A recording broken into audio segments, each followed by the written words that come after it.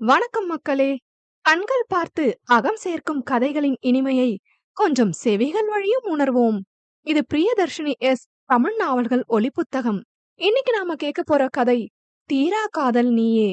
தொழிலில் பலருக்கும் சிம்ம சொப்பனமாய் திகழும் இளம் வயது நாயகன் பெற்றோரை இழந்து தனிமையில் தவிக்கும் நிலையில் கனவில் தோன்றி மறையும் கண்களுக்கு சொந்தக்காரியின் மீது காதல் கொண்டு அவளை தேடி அலைந்து கை சேரும் வேளையில் அவனை அறியாது செய்த பிழையால் காதலிலிருந்து விலகி தவிக்க பெண் அவளின் சோக சூழ்நிலையால் அவளையே கரம் பிடித்து அவளுடன் சேராது விலகி நிற்க தன்னவளின் வாயால் அவன் குற்றம் செய்யவில்லை என்பதை உணர்ந்து கனவு கண்ணழகியுடன் நாயகன் இணைவதே கதையாகும். கதையின் குரலாய் நான் உங்கள் காமாட்சி. இந்த கதை உங்களுக்கு பிடிச்சிருந்தா லைக் பண்ணுங்க, ஷேர் பண்ணுங்க, கதையை பத்தின கருத்துக்களை கமெண்ட் பண்ணுங்க. வாங்க கதைக்குள்ள போகலாம். அத்தியாயம் 1.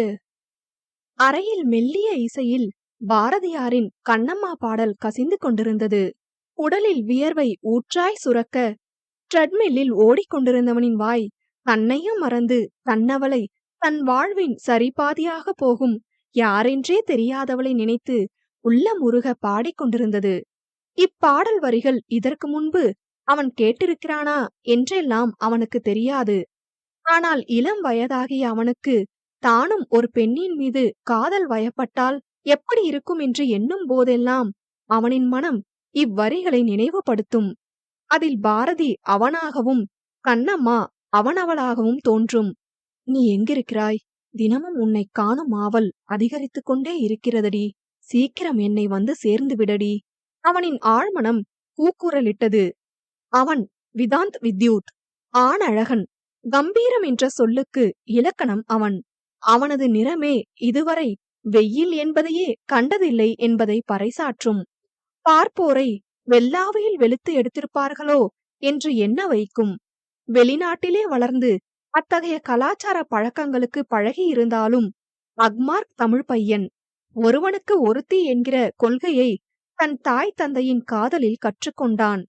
பல தலைமுறைகளாய் சேர்த்த சொத்துக்களே பல யுகங்களுக்கு போதும் என்றிருக்க அதை மேலும் மேலும் உயர்த்தி கொண்டிருக்கின்றான்.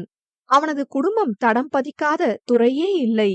பல நாடுகளில் பல கிளைகளை நிறுவி வெற்றி வாகை சூடியிருக்கும் தொழில்துறை ராஜ்யத்தின் முடிசூடா மன்னன் அவன். இருப்பினும் அவன் யாருமற்ற பணக்கார அனாதை. அதற்காக ஒருபோதும் அவன் வருந்தியதில்லை.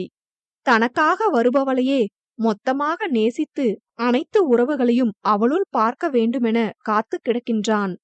தந்தை இறப்பின் போது விழுந்த தனது சாம்ராஜ்யத்தை யாரின் உதவியும் இன்றி தனி ஒருவனாக நிமிர்த்தி உயர்ந்து நின்றான்.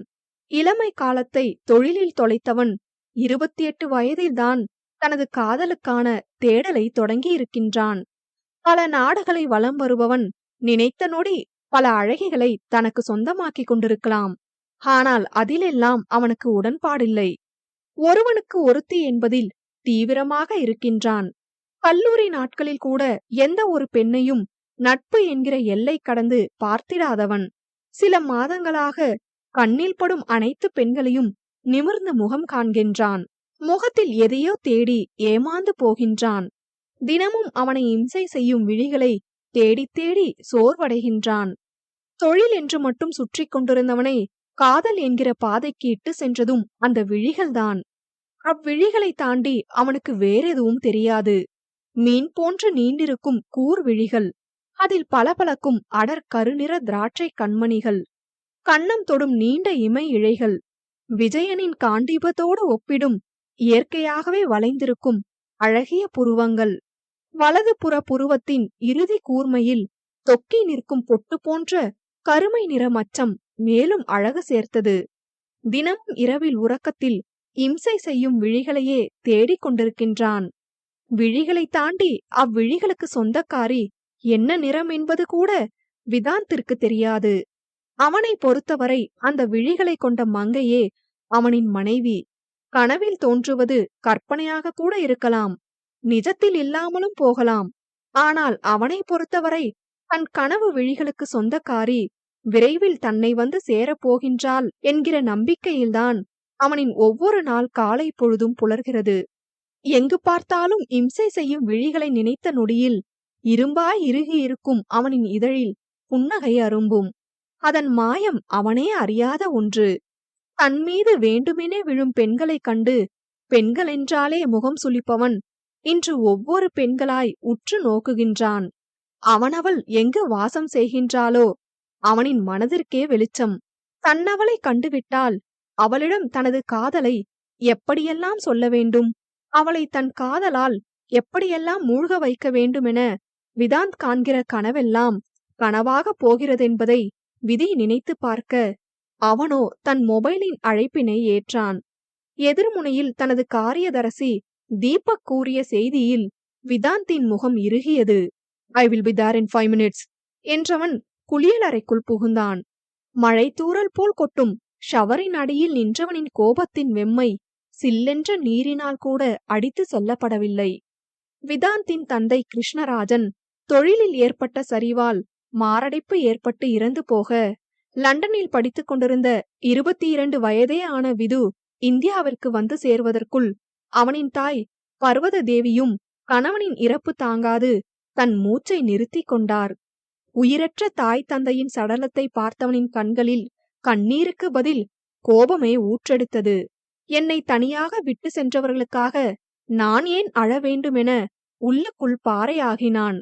அவனின் இறுகிய தோற்றம் மனதை பாதித்து விடுமோ என பயந்த கிருஷ்ணனின் நண்பர் மற்றும் காரியதரசியான மோகன், "கொஞ்சமாவது அழுது உன் துக்கத்தை வெளிப்படுத்திடுப்பா" என்றார்.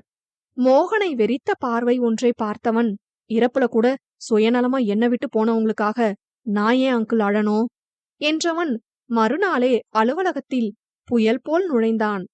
மோகனிற்கு வித்தாத்தின் மனநிலை நன்கு புரிந்தது. பெற்றோரின் மீது உயிரையே வைத்திருப்பவனால் அவர்களின் இறப்பை ஏற்றுக்கொள்ள முடியவில்லை. அதனாலே கடினமாக தன்னை மாற்றிக்கொண்டான் என்று உணர்ந்தவர் தொழிலின் நடைமுறை சிக்கல்கள் அனைத்தையும் ஒவ்வொன்றாக விளக்கமாக எடுத்து கூறினார். அனைத்தையும் கேட்டவன், "இப்ப நாம உற்பத்தி செய்யற உணவுப் பொருட்கள் துறையில தானே ப்ராப்ளம், அப்புறம் எப்படி மத்த தொழிலும் முடக்கப்பட்டது" என்று தனது சந்தேகத்தை முன்வைத்தான். "அது தம்பி சார்" முதலில் தம்பி என்று அழைத்தவர் பின் அவனின் பதவிக்கு மரியாதை அளித்து சார் என்றதை கவனித்தான். இருப்பினும் அவர் சொல்ல வருவதை பொறுமையாக கேட்டான். "நம்ம எல்லா தொழில் பங்கீட்டையும் கிருஷ்ணன் இந்த உணவுப் பொருட்கள் தயாரிப்பு நிறுவனத்துலதான் முதலீடு செய்திருந்தாரு சார். போர்ட் ஆஃப் டைரக்டர்ஸ் இதுல பெரும் இழப்பீடு ஏற்படும் சொல்லியும் அவர் மீதுள்ள நம்பிக்கையால அவர் எடுத்த முடிவு தோல்வி அடைஞ்சதாலதான் இந்த நிலைமை. நாம செய்ய போற எனர்ஜி ட்ரிங்க் ஃபார்முலாவ எப்படியோ ஆள் வச்சு தெரிஞ்சுக்கிட்ட வர்மா ஃபுட் ப்ராடக்ட் நமக்கு முன்னமே ரிலீஸ் செஞ்சுட்டாங்க. இதுதான் பிரச்சனையோட மூல காரணம்" மோகன் சொல்லியதும், "உடனே எல்லா போர்ட் ஆஃப் டைரக்டர்ஸையும் நான் சந்திக்க ஏற்பாடு செய்யுங்க" என்றவன், "அப்படியே அந்த வர்மாக்கு போன் போட்டு கொடுத்துட்டு போங்க" என்றான். "சார்" சிறு பிள்ளை விளையாட்டாக ஏதும் செய்துவிடக் கூடாதென்ற அச்சம் மோகனின் குரலில் தென்பட்டது. இருந்தும் அவன் சொன்னதை செய்தவர் எதிர்முனையில் ரிங் போகவும் ரிசீவரை அவனிடம் கொடுத்துவிட்டு மீட்டிங்கிற்கு ஏற்பாடு செய்ய அறையை விட்டு வெளியேறினார். "அங்கிள்" கதவு வரை சென்றவர் விதாந்தின் அழைப்பில் திரும்பி பார்க்க, "நீங்க என்ன தம்பின்னு சொல்லியே கூப்பிடலாம், நீங்களும் எனக்கு அப்பா மாதிரிதான்" என்று கூறியவன் தொலைபேசியில் கவனமானான். மோகனும் அப்பா போலவே பிள்ளை என தனக்குத்தானே கூறிக்கொண்டு வெளியேறினார். "Hello mister Varma, I am Vidhant Krishnaraj" அவனின் குரல் கம்பீரமாக ஒலித்தது. ஒரு நொடி வர்மாவே அந்த குரலில் அரண்டு போனார். "என்ன சின்ன பையா, நீ உன் அப்பன் பள்ளத்துல தள்ளிட்டு போன தொழில கையில எடுத்திருக்கன்னு கேள்விப்பட்டேன். என்ன என்னுடைய உதவி வேணுமா" என்றான் நக்கலாக. வர்மாவின் இகழ்ச்சி புரிந்தவன், "அடுத்தவங்களோட உழைப்ப திருடி தான் எப்படி மேல வரலாம்ன்ற மந்திரத்தை உங்ககிட்ட கத்துக்கலாம்னு தான் இந்த சின்ன பையன் உங்களுக்கு கால் பண்ணான்" என்றான் படு நக்கலாக. அதில் கொதித்தெழுந்த வர்மா, "டேய்" என்க. "காம் டவுன் மிஸ்டர் வர்மா, உங்களுக்கு வயசாகிடுச்சுல்ல, இப்படி கத்துனா பிபி ஹார்ட் அட்டாக் வந்துட்டு போகுது" என்றவன், "ஒண்ணுமில்ல, சும்மா உங்ககிட்ட பேசணும்னு தோணுச்சு, அதான் கால் பண்ண" என்றவனாக இணைப்பை துண்டித்தான். ஆனால் அவனுள் வர்மாவின் மீது கட்டுக்கடங்காத சினம் கனன்றது. மெல்ல இருக்கையில் அமர்ந்து தன்னை நிலைப்படுத்தியவன் மீட்டிங் ஹாலை நோக்கி தனது நீண்ட எட்டுக்களை எடுத்து வைத்தான். உள்ளே நுழைந்தவன் அனைவருக்கும் நடுநாயகமாக நிற்க மோகன் ஒவ்வொருவரையும் அறிமுகப்படுத்தும் நோக்கில் அவன் அருகில் வந்தார்.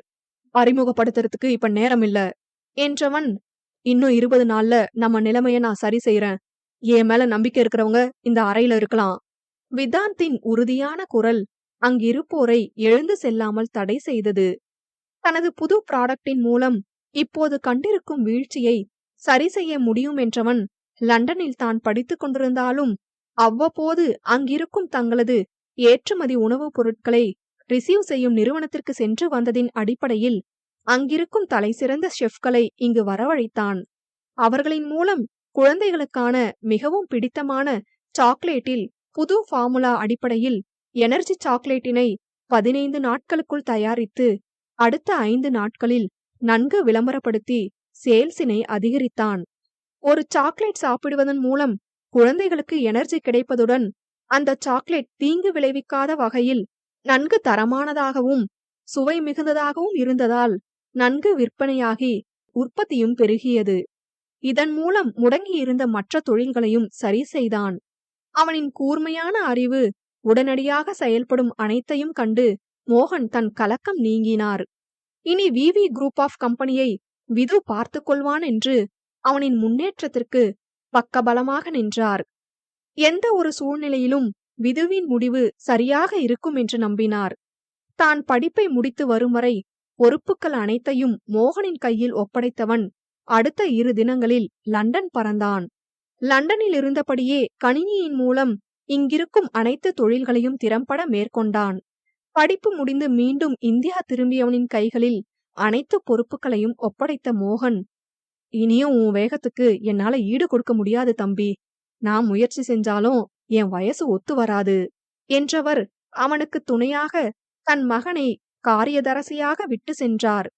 விது விஜயனாய் இருப்பின் அவனுக்கு நீ எந்த நிலையிலும் உதவி செய்யும் தேரோட்டி கண்ணனாக இருக்க வேண்டும் என்று வலியுறுத்தினார். அதன்படி தீபக்கும் காரியதரசி என்பதற்கும் மேலாக ஒரு நண்பனாக விதுவிற்கு அனைத்திலும் துணை நிற்கின்றான்.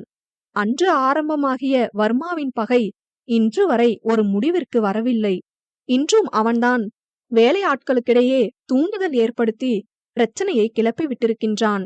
அதில் வேலை நிறுத்தத்தில் ஈடுபடாத தொழிலாளர்கள் மீது தாக்குதல் ஏற்படுத்தி 2 ஊழியர்களுக்கு பலத்த காயம் ஏற்பட்டு மருத்துவமனையில் அனுமதிக்கப்பட்டுள்ளனர். அதனாலே விதாந்த் நேரடியாக செல்ல வேண்டிய சூழல். அங்கு சென்று நிலைமையை சரி செய்து அடிப்பட்ட தொழிலாளர்களுக்கு மருத்துவ உதவி செய்து விது வீட்டிற்கு வருவதற்கு இரவாகிவிட்டது. விதாந்த் தொழிலில் கால் வைத்ததிலிருந்து வர்மாவின் மூலம் ஏற்பட்ட பிரச்சனைகள் பல. விது நினைத்தால் ஒரு நிமிடத்தில் வர்மாவை மொத்தமாக வீழ்த்த முடியும். ஆனால் அடிப்பட்ட பாம்பை எத்தனை முறைதான் மிதிப்பதென அமைதி காக்கின்றான். அவனின் பொறுமை எல்லை மீறும்போது வர்மா என்றொருவன் தொழில் வட்டத்தில் இருந்ததற்கான சுவடே இருக்கப் போவதில்லை. நீ ஆடும் வரை ஆடென வேடிக்கை பார்க்கின்றான் விதாந்த். அன்றைய நாளின் அலைச்சலினால் அலுவலகம் செல்லாமல் வீடு திரும்பியவன் தீபக்கிற்கு அழைத்து வேலைகளை பற்றி தெரிந்து கொண்டான். இரவு உணவை முடித்து மெத்தையில் விழுந்தவனின் சிந்தனையை மொத்தமாய் களவாடி சென்றது 2 கூர் விழிகள். மந்திரத்திற்கு கட்டுப்பட்டவன் போல் அவ்விழிகளுக்குள் ஆழி பேரலையாய் உள்ளிழுக்கப்பட்டு ஆழ்ந்த நித்திரைக்கு சென்றான். அடுத்த நாள் நடக்கவிருக்கும் நல்லதே அவனை மாபெரும் தவறினை செய்ய வைக்கப் போகிறதென்பதை அறியாதவனாய் கனவுலகில் விழிகளுடன் போராடி கொண்டிருக்கின்றான். கனவு ஆசையின் திறவுகோல். மனதின் விருப்பம் தீரா கனவாக மாற்றம் பெறும்போது காதலிலும் தோல்வி இல்லை. அத்தியாயம் 2. இரவு நேரம். மரங்கள் யாவும் பின்னோக்கி நகர, ஜன்னலின் வழியே வாடைக்காற்று மேனியை தீண்ட, பேருந்தின் இருக்கையில் தலை சாய்த்து கண்மூடி அமர்ந்திருந்தவளின் முகம் சொல்ல முடியாத வேதனையை பிரதிபலித்தது. கன்னம் தாண்டி உப்பு நீர் வழிந்தோடியது. இமை மூடிய விழிகளுக்குள் அன்று காலை நடந்ததை மெல்ல நினைவு கூர்ந்தாள். சாராமா, எப்படியாவது இங்கிருந்து போயிடுமா? அவளின் அன்னை பிரபா கலக்கமாக வீட்டிற்குள் கூட அனுமதியாது அவ்வாறு கூறினார். காலையில்தான் திருச்சியிலிருந்து விழுப்புரம் அருகே இருக்கும் தனது சொந்த கிராமத்திற்கு திரும்பி இருந்தாள் சாராவதி. முழுதாக 4 வருடங்களுக்கு பிறகு இப்போதுதான் வந்திருக்கிறாள். விடுமுறைக்கு கூட அவள் இங்கு வருவதை பிரபா அனுமதித்தது கிடையாது. இப்போது கல்லூரி படிப்பும் முடிந்துவிட வருகிறேன் என்றால் வராதே என்றுதான் கூறுவார் என அறிந்து இறுதி தேர்வினை முடித்து அன்றைய தினமே பிரபாவிடம் தெரிவிக்காது ஊர் வந்து சேர்ந்தாள். அம்மா, என்னம்மா சொல்றீங்க? நான் எப்போ வீட்டுக்கு வந்தாலும் என்ன துரத்துறதுலயே இருக்கீங்களே, ஏம்மா? தாயின் பதட்டமும் பயமும் அவளுக்கு புரியவில்லை. தன் இரண்டாவது மகளின் வாழ்க்கையாவது நல்லொருவனின் கையில் ஒப்படைக்க வேண்டுமென தாயுள்ளம் நடக்கவிருப்பதை நினைத்து தவித்தது. ஐயோ, நீ இங்கிருந்து போயேன்! தன் மகளிடம் அந்த தாய் கையெடுத்து வணங்கி கெஞ்சினார். வாசலில் பேச்சு சத்தம் கேட்டு முடியாத நிலையிலும் வெளிவந்து யாரென்று பார்த்த சாராவின் அக்கா சந்தியாவிற்கு தன் தங்கையை கண்டதும் உயிரே நடுங்கியது.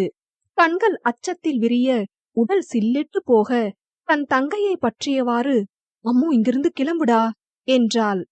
சந்தியா சாராவிடம் பேசியபடி இருந்தாலும் அவளின் பார்வை வீட்டின் உள்ளே இருந்தது. வந்தவள வான்னு உள்ள கூட விடாம எதுக்கு 2 பேரும் போன்னு சொல்றீங்க?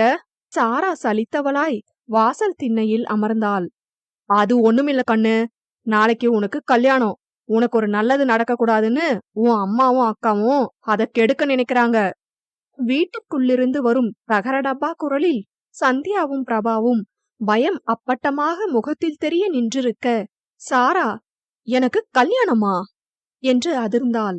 அடுத்த நொடி சாதாரணமாக, மாப்பிள்ளை யார், என்ன பெயர், என்ன செய்கிறார் என்று பிரபாவிடம் வினவினாள். மகளின் கேள்விக்கு என்ன பதில் சொல்வதென்று தெரியாது அவர் விழித்து நிற்க, நான் தான் மாப்பிள என வீட்டுக்குள்ளிருந்து வந்தவன் மொழிந்தான். அவன் சந்தியாவின் கணவன் வேல்பாண்டி. சந்தியாவிற்கு 9 வருடங்கள் இளையவள் சாரா. இப்படி பார்க்கையில் சாராவிற்கும் வேலுவிற்கும் இடையில் 15 வருட வயது வித்தியாசம் இருக்கும்.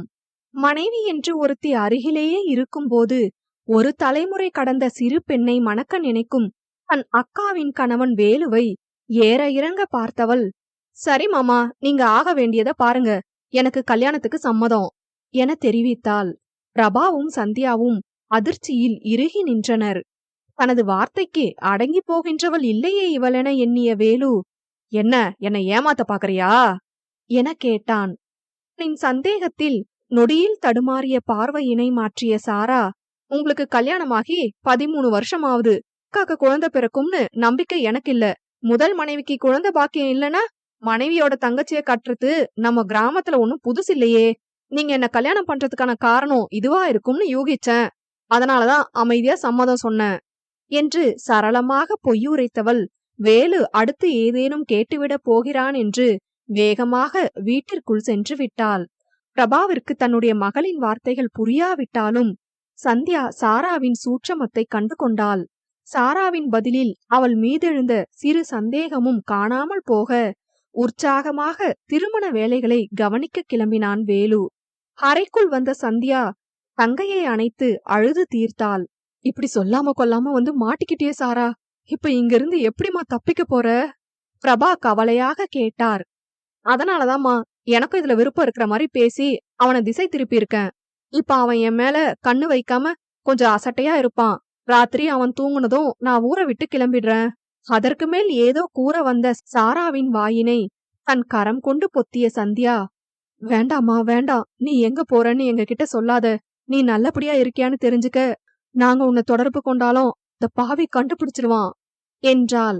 தனது அக்காவின் பாசத்தில் நெகிழ்ந்த சாரா, நீங்க 2 பேரும் என் கூடவே வந்துடுங்க என்று மன்றாடினாள்.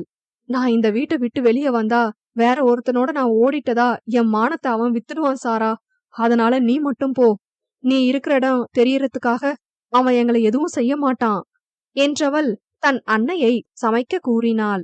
வேலு வரும் நேரம் மூவரும் தத்தம் வேலைகளை செய்தபடி இயல்பாக இருப்பதை போல் காட்டிக்கொண்டனர். அன்றைய பொழுதினை மூவரும் நெட்டித்தள்ள இரவும் வந்து சேர்ந்தது. வீட்டிற்கு வந்த வேலு நாளை நடைபெறும் திருமணத்திற்காக முழு ஏற்பாடுடன் வந்திருந்தான். வந்தவன் நேராக சாராவின் அறைக்குள் நுழைய பதறிய பிரபா அவள் தூங்கிவிட்டாள் என கூறி அவனை திசை மாற்றினார். எப்போதும் இரவு மது அருந்தாமல் உறங்காதவன் இன்று நல்லவனாக உணவை விழுங்கிவிட்டு சாராவின் அறை வாயிலில் கயிற்றுக்கட்டிலை போட்டு படுத்து விட்டான். நாம் ஒன்று நினைத்து திட்டம் போட இவன் ஒன்று செய்கிறானே, என் இரண்டாவது பெண்ணின் வாழ்வு இவன் கையில்தானா என பிரபா சத்தமில்லாமல் அழுகையில் கரைந்தார்.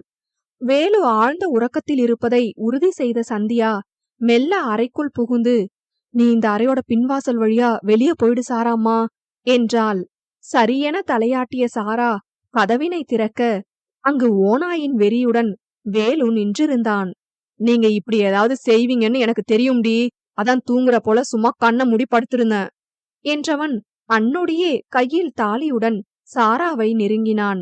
என்ன செய்வதென சிந்தித்த சாரா நொடியில் சுதாரித்து வேலுவின் அடிவயிற்றில் தன்னுடைய பலம் கொண்டு தாக்க, சரியாக அந்நேரம் சந்தியாவும் வேலுவின் மண்டையை பின்பக்கமிருந்து கட்டையால் தாக்கினாள்.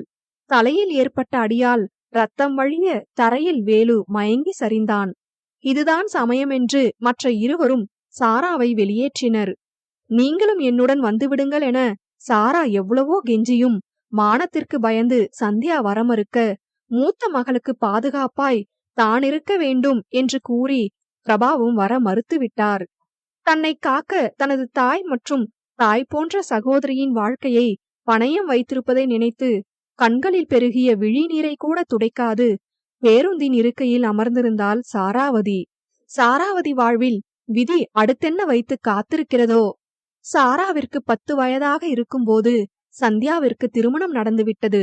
தந்தை இல்லாததால் தாயையும் தங்கையும் வேலுவின் சம்மதத்துடன் தன்னுடனே தங்க வைத்துக் கொண்டாள் சந்தியா. வேலுவிற்கு சொந்தமாக 2 ஏக்கர் நிலங்கள் மட்டுமே இருந்தன. பெற்றோர்கள் 2 வருடங்களுக்கு முன்புதான் ஒருவர் பின் ஒருவர் இறந்தனர். வேலுவின் சித்தப்பாவின் மூலமாக அவனின் திருமணம் நடைபெற்றது. அத்தோடு அவர்களும் தங்களது கடமை முடிந்ததென ஒதுங்கிக் கொண்டனர். அதற்கு காரணம் வேலுவின் குணமே. தினமும் பகலிரவு பார்க்காது குடியில் மூழ்கியிருக்கும் வேலு மனம் முடித்து 3 மாதங்களுக்கு பிறகு தன்னுடைய சுயத்தை காட்ட ஆரம்பித்திருந்தான். தங்களுக்கு இருக்கும் ஒரே ஆண் துணை அவன்தான் என எண்ணிய பெண்கள் இருவரும் வேலுவை பொறுத்து போக கற்றுக்கொண்டனர். வேலுவின் நிலத்தில் விவசாயம் பார்த்து அவனையும் தங்களது வயிற்றையும் பசியில்லாமல் பார்த்து கொண்டனர். குடியென்று மட்டும் அலைந்தவனின் பார்வை பூ பெய்தி இளங்கன்றாய் வீட்டை வலம் வரும் சாராவின் மீது மோகமாய் படிவதைக் கண்டு சந்தியாவும் பிரபாவும் அதிர்ந்தனர். மகளாய் பார்க்க வேண்டியவளை தாரமாக நினைப்பது தவறென்று சந்தியா எவ்வளவோ கெஞ்சி பார்த்தும், சாரா பள்ளி படிப்பினை முடித்ததும் அவளை என் மனைவியாக்கிக் கொள்வேன் என்பதில் வேலு தீவிரமாக இருந்தான். சாராவை திருமணம் செய்ய அவன் முன்வைத்த காரணம் சந்தியாவிற்கு குழந்தை உண்டாகாதது என்கிற பெரும் பழி. இளம் வயது முதலே குடிக்கு அடிமையாகியவன் தன்னுடைய ஆண்மையையும் குடியினாலே இழந்திருந்தான். இந்த உண்மை அறிந்தும் தன் மீது பழி சுமத்துகிறானே பாவி என்று சந்தியாவால் மனதோடு மட்டுமே புலம்ப முடியும். மீறி அவள் நியாயம் பேசினால் மனைவி என்றும் பாராது தெருவில் சண்டை இழுத்து அவளின் நடத்தையை பற்றி பல பேரிடம் புகார் வாசிப்பான். அதற்கு பயந்தே வேலுவின் வார்த்தைகளுக்கு மதிப்பு கொடுக்காது கடந்து போக பழகியிருந்தாள் சந்தியா. சாராவின் பள்ளி படிப்பு முடிந்ததும் திருமணத்தில் வேலு தீவிரமாக இறங்க, அவனுக்கு தெரியாமல் தெரிந்தவர்கள் மூலம் சாராவை மிக கஷ்டப்பட்டு திருச்சியில் விடுதியில் தங்கி படிக்க ஏற்பாடு செய்தாள் சந்தியா. சாராவிற்கு ஏனென்று புரியாவிட்டாலும் இவ்வளவு கஷ்டமான குடும்ப சூழ்நிலையிலும் தன்னை வெளியூருக்கு அனுப்பி படிக்க வைக்கும் அக்காவிற்காக நன்றாக படித்தாள். சந்தியாவிற்கு தனது தங்கை திருச்சியில் படிக்கின்றாள் என்பதைத் தவிர மற்ற விவரங்கள் எதுவும் தெரியாது. தெரிந்து கொள்ளவும் விருப்பமில்லை. வேலுவிற்கு பயந்து தங்கையின் இருப்பிடத்தை தான் உளறிவிட்டால் அவளின் வாழ்க்கை முடிந்துவிடுமே என்கிற பயம். அந்த பயத்தினாலே தங்கையை பார்க்காது காதால் அவளின் நலம் மட்டும் அறிந்து வாழ்ந்து வந்தாள். ஆனால் சிறு வயதிலிருந்தே பாதுகாத்த தன் தங்கை திடீரென வந்து வேலுவிடம் மாட்டிக்கொண்டதை இன்னொடி நினைத்தாலும் சந்தியாவிற்கு உடல் உதறியது. வேலு மயக்கத்திலிருந்து எழுந்தாள் என்கிற பயமே இரவெல்லாம் சந்தியா மற்றும் பிரபாவை நடுங்க வைத்தது.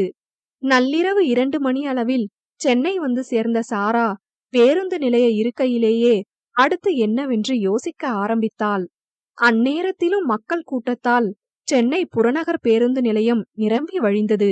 கூட்டத்தில் ஒருவர் கூட தனக்கென்றில்லையே என நினைத்தவளின் மனம் கனத்து போனது. ஒரு நாள் கூட அன்னை அக்காவுடன் தங்கி செல்லம் கொஞ்ச முடியாத தன் வாழ்க்கையை எண்ணி கண் கலங்கினாள். எவ்வளவு முயற்சித்தும் முந்தைய நாள் நிகழ்விலிருந்து சாராவால் மீள முடியவில்லை. அடுத்து எங்கு செல்வதென்றும் அவளுக்கு தெரியவில்லை. சாரா தான் பழகிய இடமான திருச்சிக்கே கூட சென்றிருக்கலாம். ஆனால் கல்லூரியின் இறுதி ஆண்டில் நடைபெற்ற கேம்பஸ் இன்டர்வியூவில் சென்னையை தலைமையிடமாக கொண்ட பெரிய கம்பெனியில் அவளுக்கு வேலை கிடைத்திருக்கிறது. தேர்வு முடிவிற்கு பிறகு வேலையில் சேர்வதற்கான மின்னஞ்சல் நேர்முக தேர்வு முடிந்த அன்றே அனுப்பி வைத்தனர். அதற்காகவே சென்னை வந்தாள். இங்கு வந்த பிறகே அவளின் அறிவுக்கு எட்டியது முடிவுகள் வர 2 நாட்கள் உள்ளது என்பது. அத்தியாயம் 3. சாரா கல்லூரி படிப்பு முடிந்து சொந்த ஊரில் கால் பதித்த அன்றைய காலை பொழுதில் உடற்பயிற்சிக்காக வீட்டை சுற்றி ஓடிய ஓட்டத்தை முடித்துக்கொண்டு தோட்டத்து கல்மேடையில் ஆசுவாசமாக அமர்ந்தான் விதாந்த். அச்சமயம் அவனின் மொபைல் தனது இருப்பை தெரிவித்தது. அழைத்தது தீபக். சார்! தீபக்கின் ஒற்றை விழிப்பில் அவ்வளவு மகிழ்ச்சி துள்ளல் காணப்பட்டது. தீபக்கின் உற்சாகம் அறிந்தும் விது அவனே சொல்லட்டும் என்று அமைதி காத்தான். 2 நிமிட மௌனத்திற்கு பிறகு, சார், இந்த வருஷத்தோட சிறந்த இளம் தொழிலதிபருக்கான விருது உங்களுக்கு கிடைச்சிருக்கு என்றான் தீபக். ஓகே. விதுவின் சரியென்ற ஒற்றை வார்த்தை பதிலில் காற்றிறங்கிய பலூனாய் ஆனான் தீபக். இதற்கு கூட மகிழாமல் வேறெதற்குதான் மகிழ்வார் என்று நொந்து கொண்டவன் மதியம் விருது வழங்கும் விழா மற்றும் அதற்கான பார்ட்டி இன்றிரவு ஹோட்டலில் நடைபெறுவதாக தெரிவித்தான். ஏன் சார்பா நீங்களே போய் வாங்க தீபக் என்ற விது இணைப்பை துண்டித்திருந்தான். விதுவிற்கு இது போன்ற பார்ட்டிகளில் விருப்பம் இருந்ததே இல்லை. இதுவரை இப்படிப்பட்ட நிகழ்வுகளுக்கு அவன் சென்றதும் இல்லை. தாய் தந்தை இறப்பிற்கு பிறகு தன்னை மகிழ செய்யும் எந்த ஒரு செயலையும் விது செய்ததில்லை. பெற்றோரின் இறப்பு இதுவும் கடந்து போகும் என்ற நிதர்சனத்தை அவனுக்கு உணர்த்தி இருந்தது. இவ்வுலகில் எதுவும் நிரந்தரமில்லை என்பது விதுவின் நம்பிக்கை. நேரம் இரவு 9. காலை அலுவலகம் வந்த விதுவை தீபக் கெஞ்சியே மதியம் நடைபெற்ற விருது விழாவிற்கும் இரவு பார்ட்டிக்கும் வம்படியாக அழைத்து சென்றான். இதிலெல்லாம் விருப்பமில்லை என்றாலும் தீபக்கின் கெஞ்சுதலிற்காக சம்மதித்து வந்திருந்தான். இப்போது அவனிற்கு இருக்கும் ஒரே உறவு தீபக் மட்டுமே. முதலாளி தொழிலாளி என்று பழகினாலும் இருவருக்குள்ளும் சகோதர பாசம் தோன்றி வருடங்கள் பல ஆயிற்று. இருந்தும் இருவரும் இதுநாள் வரை வெளிக்காட்டிக் கொண்டதில்லை. தீபக் என்ன கூறினாலும் அது சரியாக இருக்கும் என்கிற நம்பிக்கை விதுவிடத்தில் உண்டு. விது தீபக்கிற்கு எப்போதும் ஈரோவர்ஷிப் தான். விதுவின் கம்பீரமான நடைக்கே தீபக் அடிமை. யாருமற்ற தனிமையில் வளர்ந்த விதுவின் மேல் தீபக்கிற்கு கூடுதல் பாசம். தங்களது அலுவலகத்தில் வேலை செய்யும் பணியாட்கள் விதுவை கோபக்காரன், திமிர் பிடித்தவன் என்று யாராவது சொன்னாலே அவர்களை இல்லை என்று ஆக்கிவிடுவான். அப்படிப்பட்டவன் விது இவ்விருந்திற்கு வரவில்லை என்றால் பலர் வாய்க்கு அவனது பெயரே அவளாகிவிடும் என்று அறிந்து அதிலிருந்து விதுவின் பெயரை காக்கவே அவனை கெஞ்சி கூத்தாடி கூட்டி வந்திருக்கிறான். இன்னும் சற்று நேரத்தில் அங்கு நடக்கப் போகும் நிகழ்வினை முன்கூட்டியே அறிந்திருந்தால் தீப் விதுவை வற்புறுத்தி அழைத்து வந்திருக்க மாட்டான். அறை முழுக்க வண்ண விளக்குகளும் பலதரப்பட்ட இசையும் ஒளிர்ந்து ஒலித்துக் கொண்டிருக்க நகரத்தின் முக்கிய தொழிலதிபர்களிலிருந்து வளரும் மற்றும் தொழிலில் புதிதாய் அடியெடுத்து வைத்திருக்கும் அனைத்து தொழிலதிபர்களும் அங்கு கூடியிருந்தனர். ஆங்காங்கே வட்ட மேசையை சுற்றி போடப்பட்டிருந்த நாற்காலிகளில் அமர்ந்தும் 3 அல்லது 4 பேராக நின்றபடியும் பேசிக் கொண்டிருந்தனர். ஆனால் விது இது எதையும் கண்டு கொள்ளவில்லை. தன்னிடம் பேச வந்தவர்களையும் சிறு பார்வையில் தள்ளி நிறுத்தினான். விருந்துக்கு வந்திருந்தோரின் பார்வை முழுவதும் விதுவே ஆட்சி செய்தான். இதுவரை யாருக்கும் முகம் காட்டிடாதவன் தீபக்கிற்காக இங்கு வந்து இளம் பெண்களுக்கு காட்சி பொருளானான். தன் மீது ஆர்வமாக படியும் பெண்களின் பார்வை எதையும் கண்டு கொள்ளாது ஷாம்பைன் நிரம்பிய கோப்பையை கையில் ஏந்தியபடி மிடுக்குடன் தனக்காக ஒதுக்கப்பட்ட மேசைக்கு அருகிலிருக்கும் இருக்கையில் கால்மேல் காலிட்டு அமர்ந்திருந்தான். முகத்தில் எந்த ஒரு உணர்வையும் பிரதிபலிக்காது அமர்ந்திருந்த விதுவின் இதழில் தன்னவளை நினைத்து கீற்று போன்ற புன்னகை அரும்பியது. ஏதோ உலக அதிசயத்தை பார்ப்பது போல் வாய்ப்பிழந்து தீபக் பார்க்க, ஏண்டா அப்படி பாக்கற? பொண்ணுங்க தான் என்ன சைட் அடிக்கிறாங்கன்னா நீயும் ஏண்டா இப்படி பார்த்து வைக்கிற? விது தீபக்கிடம் சலித்து கொண்டான். அந்நேரம் அங்கிருந்தோர் அனைவரிடமும் சிறு சலசலப்பு ஏற்பட வர்மா தன்னுடைய மகளுடன் விருந்து நடைபெறும் அறைக்குள் நுழைந்தார். வர்மாவை பார்த்ததும் விதுவின் இடத்தில் எந்த ஒரு அசைவும் கிடையாது. தீபக் மட்டும் மரியாதை நிமித்தமாக கை குலுக்கினான். வர்மாவின் பக்கத்தில் அல்ட்ரா மாடனாக நின்றிருந்த யுவதியின் பார்வை விதுவை மொத்தமாக விழுங்கியது. அவளின் அளவுக்கு அதிகமான ஒப்பனையும் அளவுக்கு குறைவான உடையும் தீபக்கினை முகம் சுளிக்க செய்தது. அவள் ஹாய் என்று நீட்டிய கையை கூட குலுக்க பிடிக்காது கரம் குவித்து வணக்கம் என்றதோடு தீபக்கும் இருக்கையில் அமர்ந்து விட்டான். விதுவின் முதலிடத்தை பிடிப்பதற்கே வர்மா இன்றளவும் பல தொழில்முறை பிரச்சனைகளை விதுவிற்கு கொடுத்து வருகிறான். அதையெல்லாம் தூசு போல் தட்டிவிட்டு தன் பாதையில் மட்டுமே விது கவனமாக இருக்கின்றான். இறுதியாக தொழிலாளர்களுக்கிடையே ஏற்படுத்திய பிரச்சனை கூட அவருக்கு சாதகமாக அமையவில்லை. ஆதலால் இம்முறை தன் மகளை ஈடுபடுத்த நினைத்தவர் ஒரு திட்டமும் வகுத்தார். தனது மகளை விதுவிற்கு மணமுடித்து வைத்து விதுவின் அனைத்து தொழில்களிலும் தன்னுடைய மகளையும் பங்குதாரராக ஈடுபடுத்தி தான் இழந்ததை தன் மகள் அடைய வேண்டுமென தீர்மானித்தார். அதன் முதல் படியாகவே தனது மகள் ஷில்பாவை இவ்விருந்திற்கு அழைத்து வந்திருந்தார். விருந்திற்கு வந்திருக்கும் பல இளம் பெண்களின் பார்வை விதுவின் மீதே சூழ்ந்திருந்தாலும் யாரும் அவன் அருகில் கூட செல்லவில்லை. அதற்கு காரணம் விதுவின் குணம் தெரிந்ததாலே. பெண்களை பார்வையாலேயே எச்சரித்து எட்ட நிறுத்துவதும், உலக அழகியே முன் தோன்றினாலும் உணர்ச்சியற்ற பார்வையுடன் கடந்து சென்று விடுவான். இதை அறிந்திடாத ஷில்பா சில நொடிகளில் விதுவினால் மூக்கு அறுபட போவதை வர்மாவும் அறிந்திருக்கவில்லை. எப்பொழுதும் தன்னை பார்வையாலேயே எரிக்கும் வர்மா இன்று தன்னுடைய மேசையில் அமர்ந்திருப்பது சந்தேகத்தை தோற்றுவித்தாலும் பூனைக்குட்டி வெளியே வந்துதானே ஆக வேண்டுமென அமைதி காத்தான். நிமிடங்கள் சில அமைதியில் கழிய வர்மா ஷில்பாவை தீபக்கிற்கு அறிமுகம் செய்வதைப் போன்று விதுவிற்கு அறிமுகப்படுத்தினார். அதையெல்லாம் எந்தவித உணர்வுகளையும் பிரதிபலிக்காது, தனது தோரணையையும் மாற்றாது, அருந்தாது பெயருக்காக கையினில் வைத்திருக்கும் ஷாம்பைன் குவளையிலேயே பார்வையை பதித்திருந்தான். விது வேண்டுமென்றே தன்னை அவமானப்படுத்துவதாக எண்ணிய வர்மா தனது காரியம்தான் பெரிதென பொறுமையை கடைபிடித்தார். இருப்பினும் தன்னுடைய பொறுமையின் அளவு அறிந்தவர் ஷில்பாவிடம் கண்ணால் சைகை செய்து அங்கிருந்து அகன்று தனது நண்பர்கள் குழுவிடம் சென்று விட்டார். இனி விதுவை தன் மகள் வழிக்கு கொண்டு வந்து விடுவாள் என்பது அவரின் எண்ணம். ஆனால் அவன் தான் நினைப்பதைப் போல் பெண்களிடம் மயங்கி விழும் சாதாரண ஆணல்ல விதாந்த் வித்யோத் என்பதை அவள் அறிந்திருக்கவில்லை. இருள் சூழ்ந்த கரிய தார் சாலையில் அந்த ரோல்ஸ் ராயல்ஸ் சீறி பாய்ந்தது. அதன் ஸ்டேரிங்கில் படிந்திருந்த கைகளுக்கு சொந்தக்காரனான விதுவின் மனம் எரிமலையாய் தகித்தது.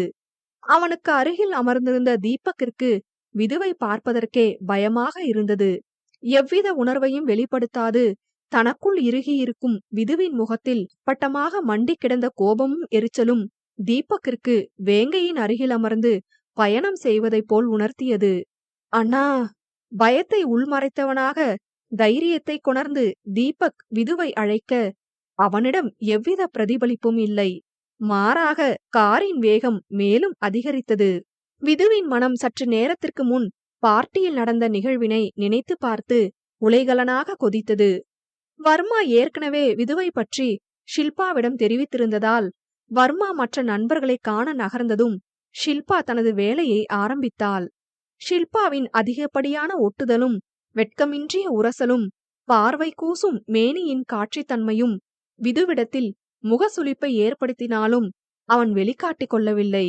ஷில்பா விதுவிடம் காட்டும் நெருக்கம் தீபக்கினால் காண சகியாது அங்கிருந்து நகர்ந்து விட்டான். வண்ண விளக்குகள் ஒளிரும் இருட்டில் அருகிலிருப்போர் யாரென்றே அறிந்திட முடியாத அவ்வேளையில் தனது நெருக்கத்தை மேலும் கூட்டினாள் அவள். கையில் வைத்திருக்கும் குடுவையிலிருந்து பார்வையை சிறிதும் அகற்றாது கிரேக்க சிற்பம் போல் அமர்ந்திருந்தவனின் மேல் தனது முழு உடலும் ஒட்டி உரச மேலும் நெருங்கி அமர்ந்தவள் விதுவின் நறுமணம் போதை கொள்ள செய்ய அவனிடத்தில் பித்தாகினாள். மயக்க வந்தவளோ மயங்கி நின்றாள். தொலைவில் இருந்து அவர்களை கவனித்துக் கொண்டிருந்த வர்மாவிற்கு விதுவின் அமைதி மகளின் செயலில் விருப்பம் இருப்பதாக உணர்த்த, விதுவை பற்றி முழுதும் அறிந்த தீபக்கிற்கு புயலுக்கு முன் தோன்றும் அமைதியாகவே இருந்தது. தான் இவ்வளவு நெருங்கி சென்றும் அவனிடத்தில் எந்த ஒரு பிரதிபலிப்பும் இல்லாமல் போக, ஏற்கனவே அணிந்திருந்த லோ நெக் ஆடையை இன்னும் அதிகமாக கீழிறக்கினாள். தன்னுடைய அழகில் நிச்சயம் அவன் கிறங்குவான் என்று ஷில்பா எதிர்பார்க்க, அவனோ திடீரென அவ்வரையே அதிர சத்தமிட்டு நகைத்தான். விதுவின் சிரிப்பு நிற்காமல் நீடித்து கொண்டே போக, தீபக்கின் தொடுகையில்தான் அமைதியாகினான் விதாந்த். விருந்து களிப்பில் கலந்து கொண்ட அனைவரின் பார்வையும் விதுவின் மீதே படிந்து நிற்க, அவனோ கண்களில் அணிந்திருந்த ரேபானை ஒரு விரலால் கீழிறக்கி அடிக்கண்களால் ஷில்பாவை உச்சி முதல் பாதம் வரை நோக்கி உதட்டை சுளித்தவனாய், அட்ஜஸ்ட் யுவர் அவுட்ஃபிட், சொல்லிக்கிற அளவுக்கு ஒண்ணுமில்ல என கூறி அங்கிருந்து வெளியேற திரும்பி நடந்தான். சுற்றி இருப்போர் அனைவரும் விது கூறிய வார்த்தைகளில் தன்னை எள்ளி நகைப்பதைப் போல் உணர்ந்த ஷில்பா தன்னுடைய திமிர் தலை தூக்க, ஒருவேளை அவனா நீ என சத்தமாக கேட்க விதுவின் நடை நின்றது. எதற்கும் எதிர்வினையை முகத்தில் கூட பிரதிபலிக்காத விதாந்த் வித்யூத் தனது பேச்சிற்கு நின்றதும் அவனை நெருங்கியவள் தன்னுடைய மொத்த கோபத்தையும் முகத்தில் காட்டி, பல பொண்ணுங்க உன் மேல விழுந்தோம், காதல்னு வசனம் பேசியும் யார்கிட்டயும் நீ பார்வைய கூட திருப்பாத போதே எனக்கு சந்தேகம் இருந்துச்சு, இப்ப உறுதியாகிடுச்சு. அவள் என்னதான் கூறுகிறாள் என்று கவனித்த விது அவள் சொல்ல வரும் விஷயம் அறிந்து கொஞ்சம் கொஞ்சமாக தன்னுடைய கட்டுப்பாட்டை இழந்து கொண்டிருந்தான். தொழில்துறையில வயசான ஆளுங்களே இளம் பொண்ணுங்கள தங்களோட அசிஸ்டண்டா வச்சிருக்கும் போது நீ பொண்ணுங்களோட நிழல கூட உன் மேல பட விட்டதில்லையே. இதையெல்லாம் வச்சு நான் கூட உன்னை விஸ்வாமித்தர் ரேஞ்சுக்கு நினைச்சிட்டேன். ஆனா அவரும் ஒரு பொண்ணு கிட்ட விழுந்தவர் தானே. பல ரிஷிகளே பொண்ணுங்க கிட்ட கவிழ்ந்திருக்கும் போது நீ இப்படி இருக்கிறத பார்த்தா அவனா நீ என்று முடித்தாள். அதில் ஆத்திரம் அதிகரிக்க அவளை அடிக்க ஓங்கிய கையினை தன் உயரத்தை நினைத்து கீழிறக்கினான். அவளோ அவன் தன்னை அடிக்க வந்ததில் கோபம் பெற்று, நீ ஒரு ஆணா இருந்தாதன அடிக்கிற சாக்கலையாவது என்ன போல அழகிய தொட ஆர்வம் வந்திருக்கும்.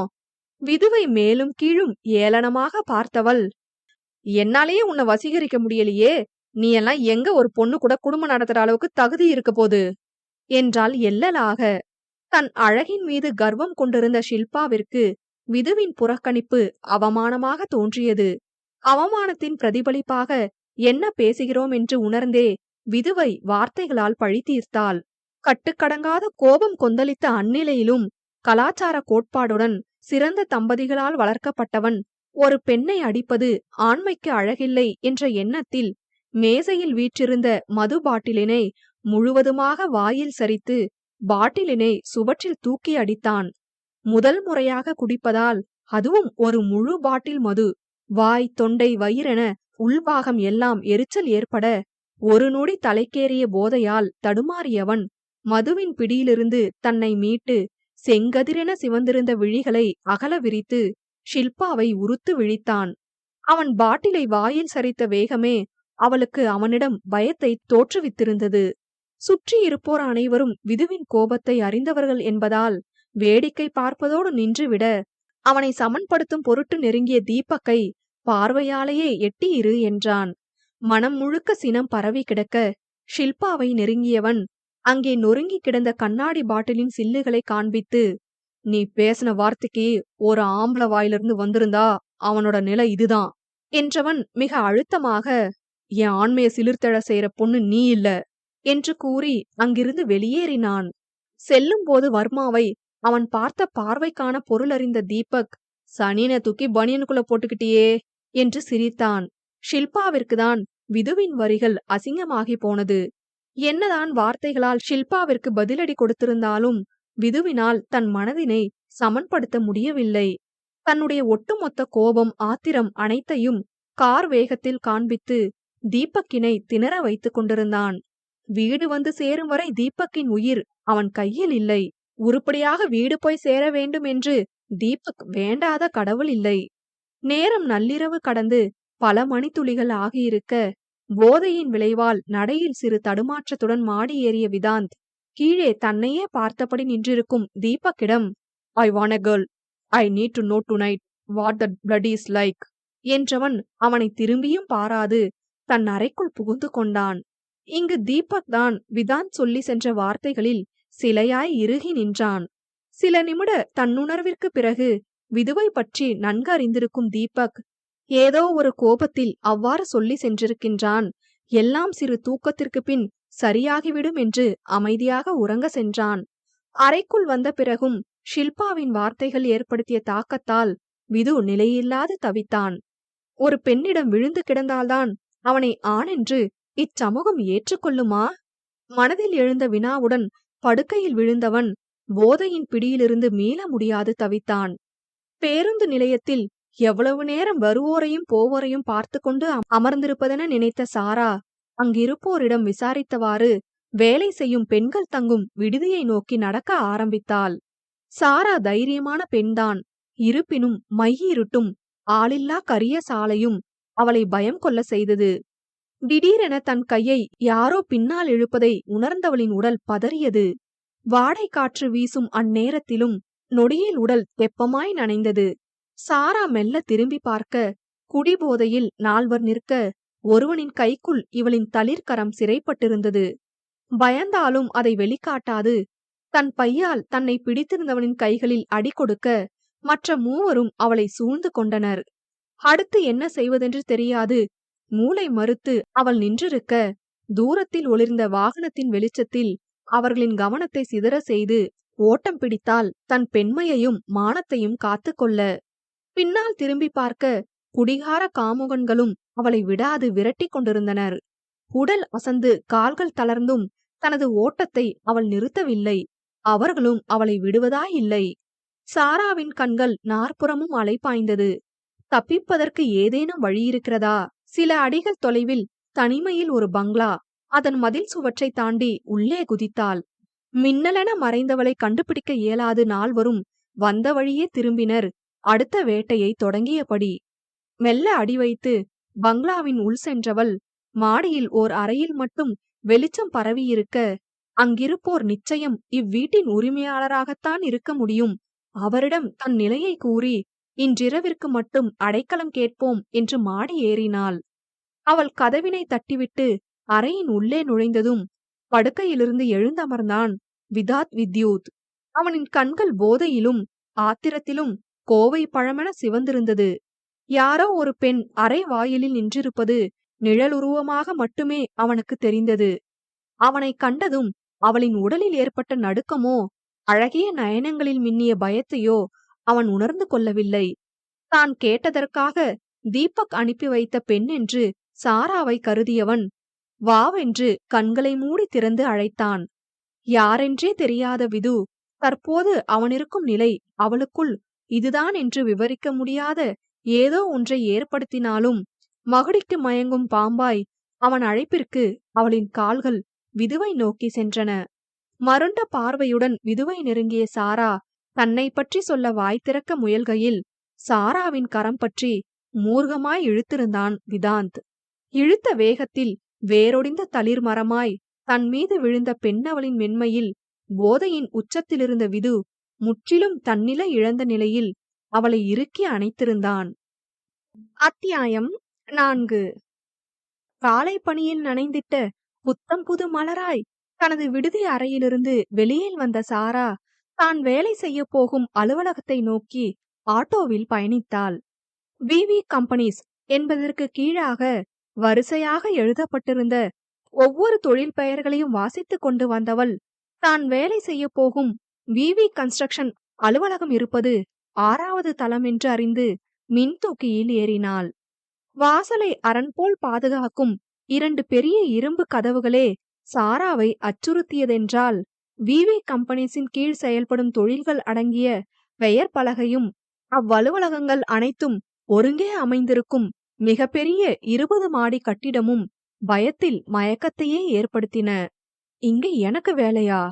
ஆச்சரியமாகவும் வினாவாகவும் தன்னிடமே கேட்டுக்கொண்டவளின் மனம், இங்க என்ன வேலை செஞ்சாலும் சம்பளம் அதிகமாதான் இருக்கும். ஊர்ல இருக்கிற அக்காவையும் அம்மாவையும் அந்த அரக்கனுக்கு தெரியாம எப்படியாவது அழைச்சிட்டு வந்து தன்னோட வச்சுக்கணும். சாராவின் மனம் படு வேகமாக கணக்கிட்டது. நினைப்பதெல்லாம் நடந்துவிட்டால் தெய்வமும் விதியும் எதற்கு? சிறு பெண்ணான அவளுக்கு வாழ்க்கையின் சூட்சமங்கள் எங்கு எப்படி அமையும் என்று தெரியவில்லை. சாரா தன் போக்கில் சிந்தித்துக் கொண்டே இருக்க 3வது தளத்தில் மின்தூக்கி நின்றது. உள்ளே தான் மட்டும்தானே இருக்கின்றோம், வேறு யாராவது இங்கே உள்வரப் போகிறார்கள் என்று நினைத்தவள் மின்தூக்கியின் உள்ளே நுழைந்தவனை நிச்சயம் எதிர்பார்க்கவில்லை. அவளின் கருமணிகள் இரண்டும் ஆச்சரியத்திலும் பயத்திலும் தெரித்து வெளியே விழுந்துவிடும் அளவிற்கு விழிகள் அகல விரிந்தன. இருப்பினும் அவ்விழிகளில் ஏதோ ஒரு மயக்கம். உள் நுழைந்த விதாந்தோ அங்கொரு ஜீவன் நின்றிருப்பதை சிறிதும் கண்டு கொள்ளாது திரும்பி நின்று தளம் 6க்கான பொத்தானை அழுத்தி வலது கையை பேண்ட் பாக்கெட்டில் விட்டு தனது முழு உயரத்திற்கும் கம்பீரமாக கால்களை அகட்டி நின்று இடது கையால் அலைபேசியை பார்க்க ஆரம்பித்திருந்தான். பாவம் சாராதான் அவனின் ஆளுமையான தோற்றத்தில் அவனிடத்தில் சற்று முன் தோன்றிய பயம் மறைந்து இரண்டாவது முறையாக மயங்கி நின்றாள். மின் தூக்கி நின்றுவிட சிலையென சமைந்திருந்தவளை நிகழ்காலம் மீட்டு வந்தது விதுவின் சொடக்கொலி. "This is the 6th floor." Vidhu சொல்லிய பிறகே தான் வரவேண்டிய தளம் வந்துவிட்டதை அறிந்தவள் அசடு வழிந்து அவனிடம் ஏதோ கேட்க முற்படுகையில் விது அவளை கண்டு கொள்ளாது விறுவிறுவென அங்கிருந்து சென்று விட்டான். உண்மையிலேயே இவனுக்கு என்ன நினைவில்லையா? மனதோடு கேள்வி கேட்டவள் 2 தினங்களுக்கு முன் நடந்த நிகழ்விலிருந்து தன்னை மீட்டு நகர மறுத்த கால்களை நகர்த்தி வரவேற்பில் புன்னகை முகமாக அனைவரையும் வரவேற்கும் விதமாய் அமர்ந்திருந்த பெண்ணிடம் தான் வந்ததற்கான காரணம் கூறி அவள் அமர சொல்லிய இடத்தில் சென்றமர்ந்தாள். சில நிமிட காத்திருப்பிற்கு பிறகு தீபக்கை காண அனுமதிக்கப்பட சாரா அவன் முன் அமர்ந்திருந்தாள். சாராவின் மதிப்பெண் சான்றிதழ்களை பார்வையிட்ட தீபக்கின் பார்வையில் மெச்சுதல் தென்பட்டது. சாராவிற்கு இன்டீரியர் பிரிவில் அதிகம் விருப்பம் இருப்பதையும் அதையே தனிப்பாடமாக அவள் படித்திருப்பதையும் அறிந்த தீபக் அப்பிரிவில் அவளை அமர்த்த முடிவு செய்து அவள் முன் பேச துவங்க மேசையில் வீற்றிருந்த தொலைபேசி சினுங்கியது. செவிமடுத்த தீபக் விது கூறிய வார்த்தைகளில் முதல் முறையாக அதிர்ச்சி அடைந்தான். "உன் முன்னாடி இருக்கிற அந்த பொண்ணுதான் இந்த நிமிஷத்துல இருந்து என்னுடைய பர்சனல் அசிஸ்டன்ட்" என்ற விது இணைப்பை துண்டித்தான். விஷயமறிந்த சாரா இன்டீரியர் பிரிவில் வேலை தருமாறு கேட்க, "இது பாஸோட ஆர்டர்" என்றதோடு அவனும் அவளிடத்தில் பேச்சினை முடித்து கொண்டான். சாராவிற்கும் தான் தற்போதிருக்கும் நிலையில் வேலை மிகவும் அவசியமென கருதி ஒப்புக்கொண்டாள். நாட்கள் அதன் போக்கில் நகர்ந்தது. சகோதரி மற்றும் தாயின் நிலையைத் தவிர மற்ற எவ்வித கவலையும் இன்றி சாராவின் வாழ்க்கை அமைதியாகவே கழிந்தது. படுக்கையில் விழுந்திருந்தவளின் கண்முன் விதாந்தின் போதையில் தடுமாறி நின்ற முகம் தோன்றி புன்னகையை வரவழைத்தது. எப்போது வந்தது, ஏன் வந்தது, அவன் மீது தனக்குள் தோன்றும் உணர்விற்கு பெயர் என்ன? அன்று இரவில் நடந்த நிகழ்வின் போது அவனிடத்தில் அவளுக்கு அச்சம் மட்டுமே. மீண்டும் அலுவலகத்தில் தனக்கு முதலாளியாக அவனை பார்க்கும்போது அவனிடத்தில் அவளுக்கு வியப்பு மட்டுமே. ஆனால் இவற்றையெல்லாம் தாண்டி விதுவின் மீது தனக்குள் வேறொன்று உள்ளதென நினைத்தவள் அது என்னவாக இருக்குமென்று சிந்திக்க முயலவில்லை. தான் யாரென்றே தெரியாத மாதிரி நடந்து கொள்பவனிடம் சென்று அன்று நடந்ததை சொல்லி தன்னை அறிமுகப்படுத்திக் கொள்ள சாராவிற்கு விருப்பமில்லை. ஆனால் அன்றைய இரவுதான் சாராவின் வாழ்விலும் விதுவின் வாழ்விலும் முக்கிய இடம் பிடித்தது. சாராவிற்கு நினைத்தால் சுகமளிக்கும் இரவென்றால் விதுவிற்கு நினைக்கவே துன்பத்தை கொடுக்கும் இரவானது. அலுவலகத்தில் சாராவின் மேசை விதுவின் அறைக்குள்ளே தனியிடம் ஒதுக்கி போடப்பட்டிருந்தது.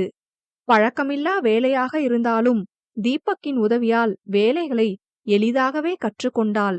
விது எல்லென்றால் இவள் என்னையாய் வேலையினை முடித்திருப்பாள்.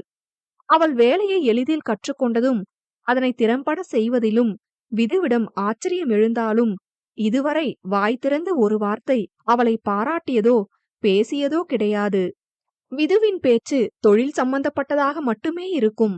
அதுவும் ஓரிரு வார்த்தைகளில் முடித்து விடுவான். வேலையில் கவனமாக இருக்கும் சாராவிற்கு அவ்வப்போது ஏதோ பார்வை வீச்சு தன் மீது படிவதைப் போன்று குறுகுறுப்பு எழும். நிமிர்ந்து பார்த்தால் கணினியின் முகம் புதைத்திருக்கும் விது மட்டுமே வேலையில் கண்ணாக இருப்பான். யாரோ தன்னை உற்று நோக்குகிறார்கள் என்ற அவளின் உள்ளுணர்வு கூற்று பெரும்பான்மையான நேரங்களில் பொய்யாகவே அமையும். அதுவும் விதுவின் மீது அவள் கொண்டிருக்கும் உணர்வு அதற்கு சாதகமாகவே எடுத்துரைக்கும் நேரங்களில் பெண் அவள் குழம்பி போவாள். விது மீது தான் கொண்ட உணர்விற்கும் தன்னை சுற்றும் பார்வை யாருக்கு சொந்தமென்றும் அறிந்திட முடியாது பேதை அவள் தடுமாறி நின்றாள். அன்று வேலையை முடித்துவிட்டு சாரா விரைவிலேயே விடுதிக்கு சென்று விட்டாள். அப்போது 2 நாட்களுக்கு முன்பு தொழில் நிமித்தமாக வெளியூர் சென்று திரும்பியிருந்த விது அலுவலகம் செல்ல அன்னிச்சையாக சாராவின் இருக்கையில் அவனின் பார்வை பதிந்தது. காலியான இருக்கையை கண்டதும் சாராவை தனக்குள் திட்டி தீர்த்தான். சட்டென விதுவின் இதயத்திலும் கண்களிலும் அவளில்லாது சிறு ஏமாற்றம் எழுந்தது. முதல் முறையாக மின்தூக்கியில் சாராவை பார்த்ததும் யாரோ ஒரு பெண் என்றுதான் நினைத்தான். சில நாட்களில் தன்னவளை கண்டு கொள்ள மாட்டோமா என்கிற ஏக்கத்தில் தன்னை கடக்கும் அனைத்து பெண்களையும் உற்று நோக்கும் விது சாராவையும் அவளின் முகத்தில் வீற்றிருக்கும் கண்களையும் அவள் பார்க்காத போது கூர்ந்து கவனிக்க, அவளது விழிகள் அவனுக்கு தெரிவித்த செய்தியோ வேறு. சாராவின் கூர் விழிகளும் வில்லாய் வளைந்திருக்கும் புருவத்தின் இறுதியில் தென்பட்ட மச்சமும் விதுவின் மனதில் மழை சாரலாய் இன்பமாய் தூவியது. நீண்ட நாள் காத்திருப்பிற்கு பின் தன்னவளை கண்டு கொண்ட சந்தோஷத்தில் விது மூழ்கினாலும் அடுத்த நொடியே 2 தினங்களுக்கு முன் நடந்த நிகழ்வு மனதில் தோன்றி வலியை ஏற்படுத்தியது. தன்னவளுக்கு தான் சரியானவன் கிடையாதென்று விதுவின் மனம் அடித்து கூற, தனக்கு அருகில் நின்றிருந்தவளை கண்டும் காணாதது போல் தன்னுடைய மனதினை அடக்கி சிந்தனையை முயன்று தடம் மாற்றினான். தன்னுடைய காதல்தான் நிறைவேறப் போவதில்லை, இங்கு வேலை செய்யும் வரை தன் மனம் கவர்ந்தவளை தன் கண்முன் வைத்திருக்க முடிவு செய்தே தீபக்கிடம் கூறி சாராவை பர்சனல் அசிஸ்டண்டாக நியமித்தான். இதுநாள் வரை கண் சேர்ந்திட்ட காதல் கை சேருமா என்று ஏங்கி தவித்தவன் கை கெட்டும் தொலைவில் மனம் முழுதும் நிரம்பி இருந்தவளை வைத்துக்கொண்டு விலகி நிற்கின்றான். அதற்கான காரணம் அறிந்தவனோ தன்னையே நித்தமும் நிந்திக்கின்றான். தன் வாழ்வில் ஆசை கொண்ட பெண்ணை மணக்கதான் முடியாது, அவளை தினமும் பார்த்து கொண்டாவது இருக்கலாம் என்ற எண்ணத்திற்கு தடையாய் விதுவின் வெளியூர் பயணம் அமைந்தது. 2 நாட்கள் நரகமாய் நகர 3வது நாள் அடித்து பிடித்து வந்தவன் அலுவலகத்தில் அவளில்லாது ஏமாற்றத்துடன் வீடு வந்து சேர்ந்தான்.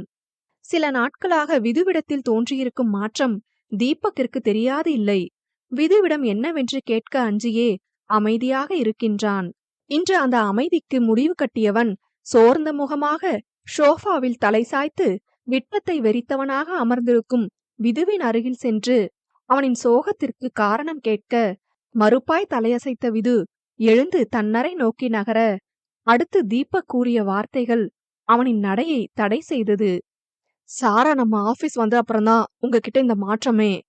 யாரோட பணி நியமனத்திலும் தலையிடாத நீங்க சாராவுக்கு மட்டும் அவளோட பணியிடத்தை நியமிச்ச போது எனக்கு அதிர்ச்சிதான்.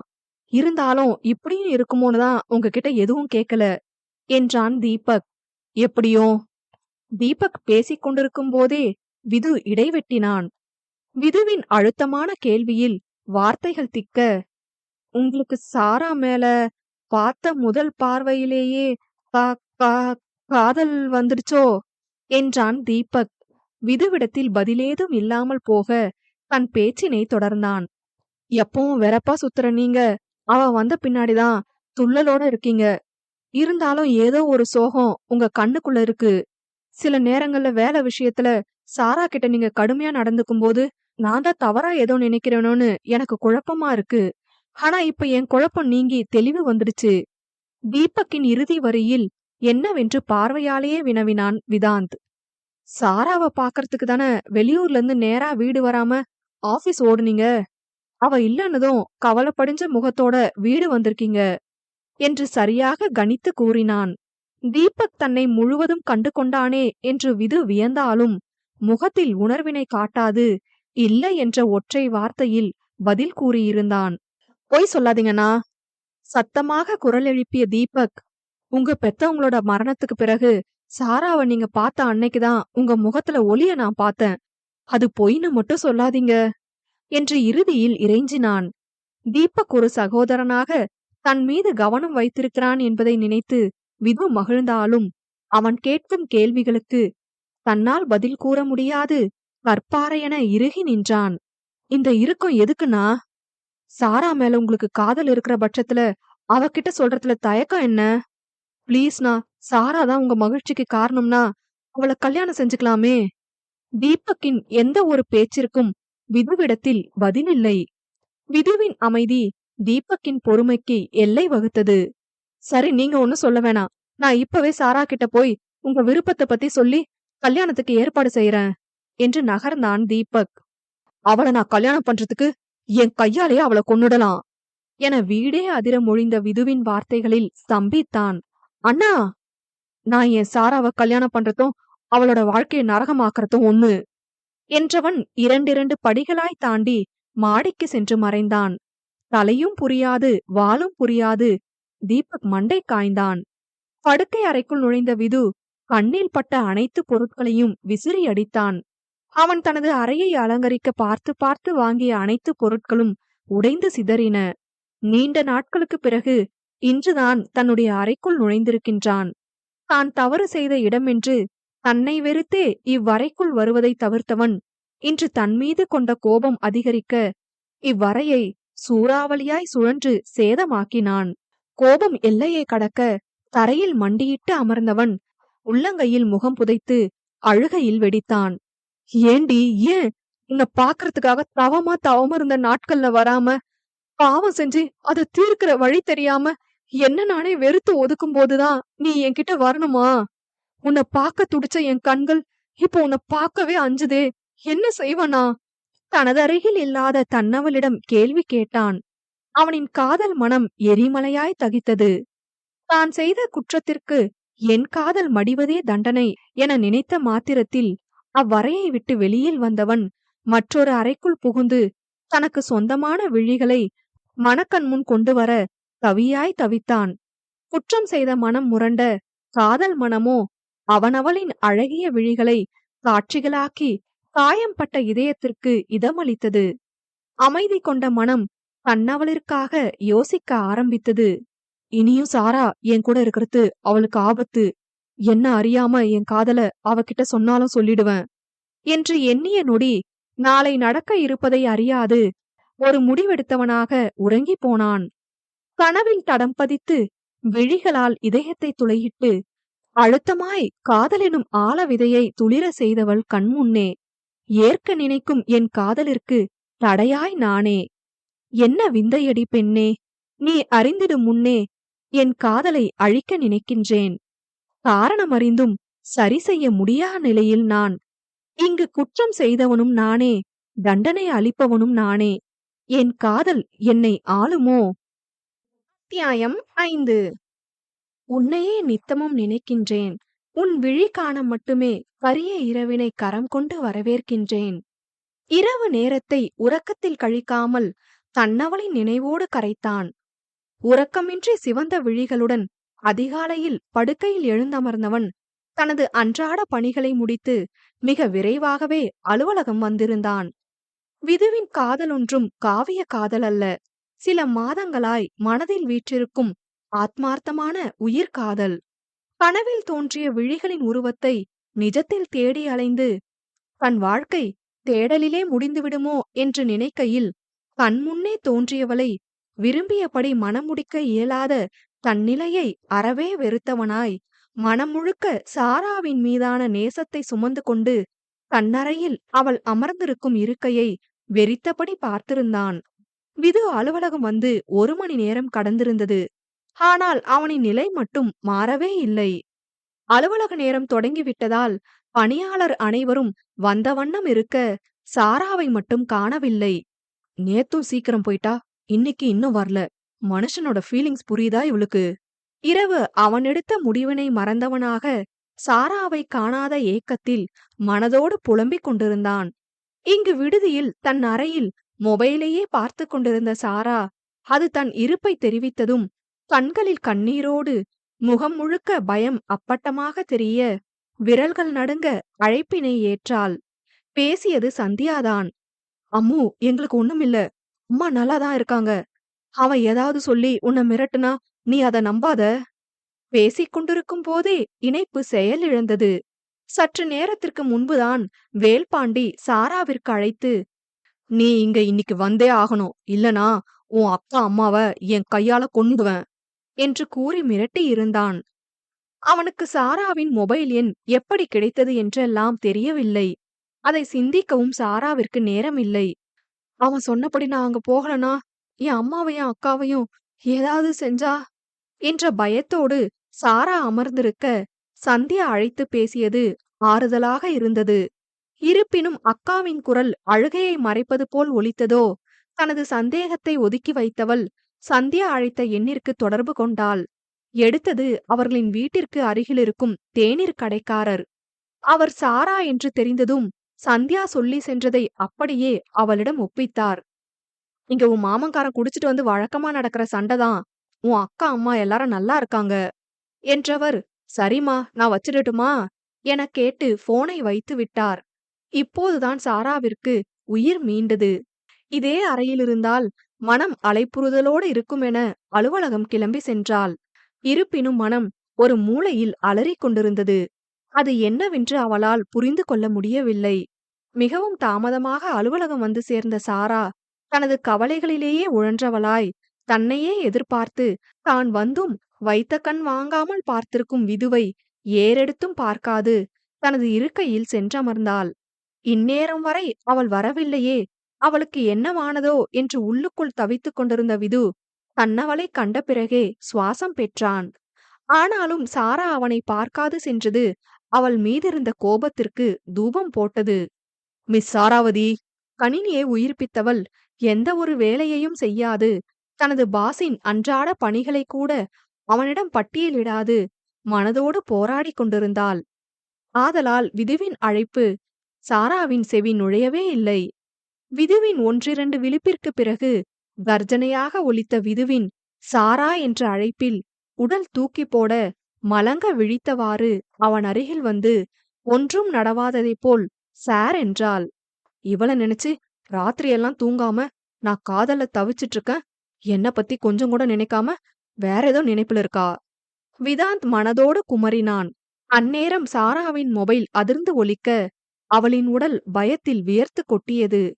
தான் விதுவின் அருகில் நின்று கொண்டிருக்கின்றோம் என்பதையும் அவன் தன்னை அழைத்ததற்கான காரணத்தை இன்னும் கூறவில்லை என்பதையும் மறந்தவளாக ஓடி சென்று மொபைலை எடுப்பதற்குள் அது கட்டாகியிருந்தது. சாரா ஒரு நாளும் அலுவலகத்தில் இவ்வாறு இருந்ததில்லை. அவளின் பதட்டமும் பயமும் விதுவின் காதல் கொண்ட மனதை கவலைக்குள்ளாக்கியது. அப்போது தீபக் விதுவின் அலுவலக அறைக்குள் நுழைந்து விதுவின் மனதை திசை மாற்றினான். விதுவின் முடிவுபடி தீபக் சாராவின் டெர்மினேட் லெட்டரை அவன் கையில் கொடுத்தான். சாராவை பார்த்து கொண்டிருப்பதே போதுமென்று இருந்தவனால் அவளை அருகிலேயே வைத்துக்கொண்டு தள்ளி இருப்பது மிகவும் கடினமாக இருந்தது. அவள் எங்கோ ஓரிடத்தில் நலமாக இருக்கின்றாள் என்கிற நிம்மதியிலேயே தான் கொண்ட காதலுடன் வாழ்ந்து விடுவேனென நினைத்தவன் நேற்றிரவு அவளை வேலையிலிருந்து நீக்கம் செய்ய முடிவெடுத்திருந்தான். தன்னவள் தன்னிடமிருந்து தள்ளி இருந்தாலும் எவ்வளவு தொலைவில் இருந்தாலும் அவள் மீது ஒரு கண் வைத்திருக்க வேண்டுமென விதுவின் காதல் மனம் உருக சாராவின் மாற்று வேலைக்கான ஆஃபரும் அவளின் கைகளுக்கு 2 தினங்களில் கிடைக்குமாறு தன்னுடைய நண்பன் ஒருவன் மூலமாக ஏற்பாடு செய்திருந்தான். சாரா தீபக் அங்கு வந்தது கூட அறியாது மொபைலை வெறித்தவாறே நின்றிருக்க விது அவளின் முகத்திற்கு முன் சொடுக்கிட்டு நிகழ்காலத்திற்கு மீட்டான். அப்பப்போ எங்க கனவு காண போயிடுற? விது கோபமாக பேச முயற்சித்தாலும் முடியவில்லை. டேக் திஸ் என்றவாறு பணி நீக்கத்திற்கான உரையை அவளிடம் நீட்ட அது என்னவென்று தெரியாவிட்டாலும் அவனிடமிருந்து பெற்றுக்கொண்டாள். பிரித்து பார்க்கும் சிந்தனை தோன்றாததால் உரையினை கைகளில் பிசைந்தவாறு சாரா நின்றிருக்க மீண்டும் அவளின் மொபைல் ஓலமிட்டது. கைகள் உதற பயத்தில் விழிகள் கலங்க ஒலிக்கும் மொபைலினை ஆன் செய்வதா வேண்டாமாவென சாரா சிந்திப்பதற்குள் ஒலித்த சத்தம் அடங்கி மீண்டும் மறுமுறை ஒலித்தது. இம்முறை விரல்கள் அனைத்தும் சில்லிட்டு போக நடுக்கத்துடன் ஆன் செய்து செவி மடுத்தவள் மயங்கி சரிந்தாள். சாராவின் நிலை என்னவென்று ஆண்கள் இருவருக்கும் புரியவில்லை என்றாலும் அவளையே பார்த்திருந்த விது சாரா தரையில் விழுவதற்கு முன் அவளை தன் மடி தாங்கியிருந்தான். விதுவின் மனதை முதல் முறையாக பதட்டம் ஆட்கொள்ள அவளின் கன்னம் தட்டி சாரா என்றழைக்க விது என்ன செய்வதென்று புரியாது தீபக்கை பார்த்தான். நொடியில் தன்னை சமாளித்துக் கொண்ட தீபக் தண்ணீர் எடுத்து சாராவின் முகத்தில் தெளிக்க சிறு முக சுருக்கத்துடன் எழுந்தமர்ந்தவள் இருவரையும் உணராது அம்மா என அவ்வரையே நடுங்க கதறி அழுதாள். சாராவின் கண்ணீர் முகம் விதுவின் மனதை காயப்படுத்த சாரா என்னாச்சு என்றான். அவளிடத்தில் அழுகை மட்டுமே பதிலாக. சாராவின் தோள்களை இரு கரங்களினாலும் அழுந்த பற்றிய விது சாரா என்னாச்சு சொல்லு, உனக்கு எந்த பிரச்சனை இருந்தாலும் நான் சரி செய்றேன், உன் அம்மாக்கு என்ன என்றான். விதுவின் அம்மா என்ற வார்த்தை அவள் மேலும் அழ காரணமாக அமைந்தது. ஐயோ அம்மா, எனக்கு என்ன ஆகியிருந்தாலும் நான் உங்க கூடவே இருந்திருக்கணும். உங்களை அரக்கம் பிடியில விட்டுட்டு சுயநலமா வந்துட்டேனே என்று அரற்றியவள் சார் சார், எங்க அம்மா சார், நான் உடனே போகணும் என்றவள் அவனின் சம்மதத்தையும் கூட எதிர்பார்க்காது அங்கிருந்து ஓட்டமும் நடையுமாக வெளியேறினாள். விதுவிற்குதான் என்ன செய்வதென்று தெரியவில்லை. இப்போது அவள் அவளாக இல்லை என்பது மட்டும் அவனுக்கு நன்றாக புரிந்தது. தீபக், அவ சொல்றத வச்சு பார்த்தா அவளோட அம்மாக்கு தான் ஏதோ ஆகிடுச்சுன்னு நினைக்கிறேன். அவ கிராமத்து அட்ரஸ் இன்னும் 1/2 மணி நேரத்துல என் கையில இருக்கணும் என்ற விதாந்த் சாராவினை பின்தொடருமாறு தன்னுடைய காவலாளி ஒருவனிடம் கூறினான். அவளைப் பற்றிய அப்டேட் உடனுக்குடன் தெரிவிக்க வேண்டும் என்ற விது அவளுக்கு எத்தகைய பெரிய பிரச்சனையாக இருந்தாலும் அதை உடனே சரிசெய்து இன்றே தன்னுடன் அழைத்து வந்துவிட வேண்டுமென உறுதியேற்றான். சாராவின் விழிநீர் அனைத்தையும் மறக்க செய்திருந்தது. தான் செய்த தவறு, அதனால் தன்னவளுக்கு தான் இழைத்த துரோகம் என்று அன்றைய இரவினையே மறந்தவன் சாராவின் கண்ணீர் விழிகளிலேயே நின்று போனான். எப்போதும் நினைத்த மாத்திரத்தில் இதம் தரும் தன்னவளின் அழகிய கூர்விழிகள் இன்று வருத்தத்தை அளிப்பதைக் கண்டு மனம் வெதும்பினான். தனக்கு சொந்தமான கண்களில் மகிழ்ச்சி மட்டுமே நிலைத்திருக்க வேண்டும். அதற்காக என்ன வேண்டுமானாலும் செய்ய விது தயாராக இருந்தான். பேருந்திலேறி அமர்ந்த சாராவின் விதுவிற்கு சொந்தமான அழகிய விழிகள் விடாது கண்ணீரை சொரிந்தது. எவ்வளவு முயன்றும் அவளால் தன்னை கட்டுப்படுத்த முடியவில்லை. அலுவலகத்தில் அவள் இருக்கும்போது விடாது கால் செய்து கொண்டிருந்தது வேல்பாண்டிதான். அவனால் சொல்லப்பட்டது, என்னடி, என் மேல இன்னும் பயம் வரல போல இருக்கே. உன் ஆத்தால கொன்னு பொணமா போட்டாதான் நீ இங்கன வருவியோ? ஆங்காரத்துடன் கேட்டவன், நாளை விடியல்ல நான் கற்ற தாலி உன் கழுத்துல தொங்கணும். அப்படி இல்ல உன் அம்மாக்காரி இழவுக்குதான் நீ வரவேண்டியதா இருக்கும். வெறியுடன் கொக்கரித்தவன் சாராவின் அழுகுரலை அசட்டை செய்தவனாக வெடி சிரிப்பு சிரித்தான். அதனை நினைத்து பார்த்த சாரா தனக்குள் குமறினாள். தெரிந்தே தன் வாழ்வு நாசமாவதை அவளால் ஏற்றுக்கொள்ள முடியவில்லை. அதற்காக அன்னையை இழக்க முடியாதே. பலவாறு சிந்தித்தவள் தன்னுடைய அக்கா மற்றும் அன்னைக்காக வாழ்வினை பணயம் வைக்க தீர்மானித்தாள். அந்நேரம் அவளின் மனதில் ஒரு முகம் மின்னி மறைந்தது.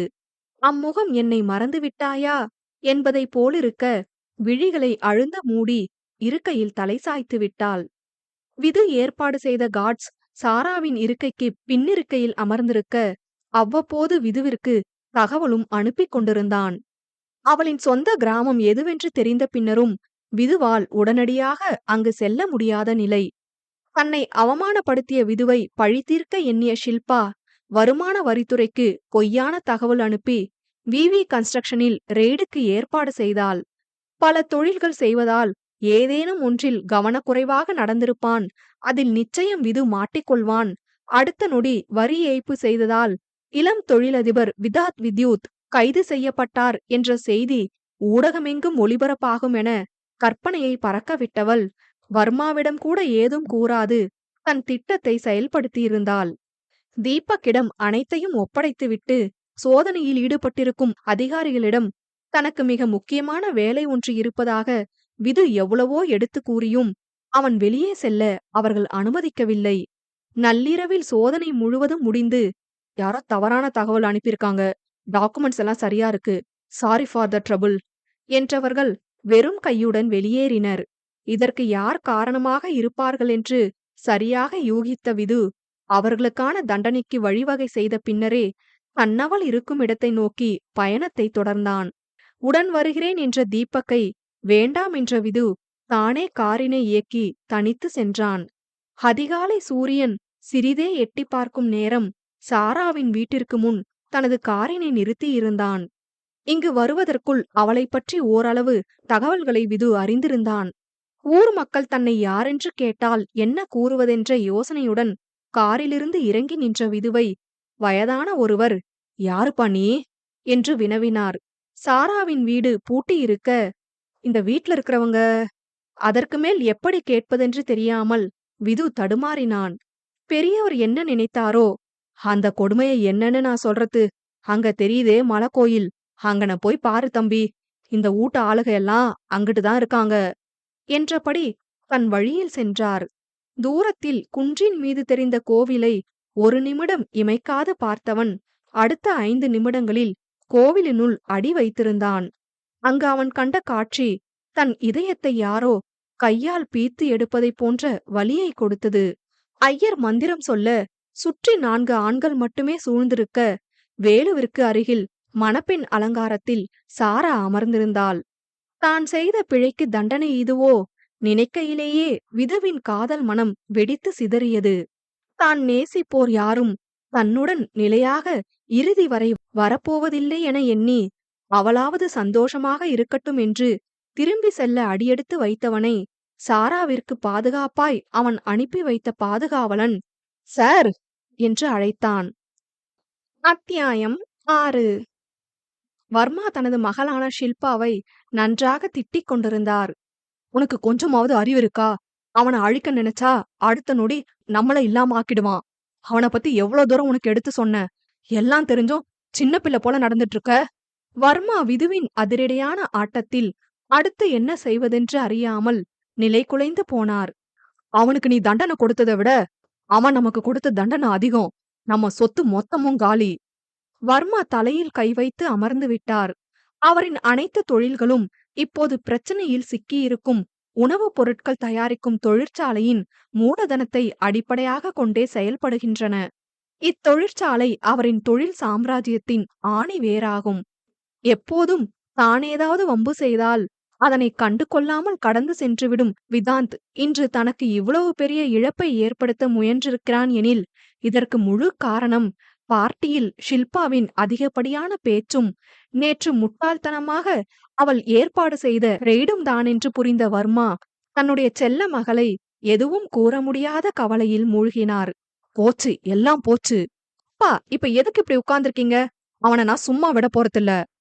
இப்போது கூட நடக்கும் சூழ்நிலையின் வீரியம் புரியாமல் சிறு பிள்ளை போல் குதிப்பவளை என்ன செய்வதென்று அவருக்கு தெரியவில்லை. போ, இன்னும் என்ன சிக்கலெல்லாம் உன்னால ஏற்படுத்த முடியுமோ எல்லாம் ஏற்படுத்து. இதுவரை ஷில்பாவிடம் அதிர்ந்து கூட பேசிடாத வர்மா கோபத்தில் வெடித்தார். முதல் முறையாக தனது தந்தையின் கோபத்திற்கு ஆளாக்கிய விதுவை இதற்கு மேலும் சும்மா விடக்கூடாதென்ற ஷில்பா, அவனை ஒரு வழி செஞ்சுட்டு வந்து உங்களை பாக்குறேன் என்றாள். போதும், இதுவரை நீ செஞ்சதே. அக்கா, நீ அவனோட ஆபீஸுக்கு வருமான வரித்துறையை அனுப்பி வச்சதுக்காக அவன் நம்ம உணவு தொழிற்சாலையில போதைப்பொருள் கடத்தறதா செட் செஞ்சு அதை நிரூபிச்சும் காமிச்சிட்டான். போதைப்பொருள் கடத்தல்றது சாதாரணம் இல்ல.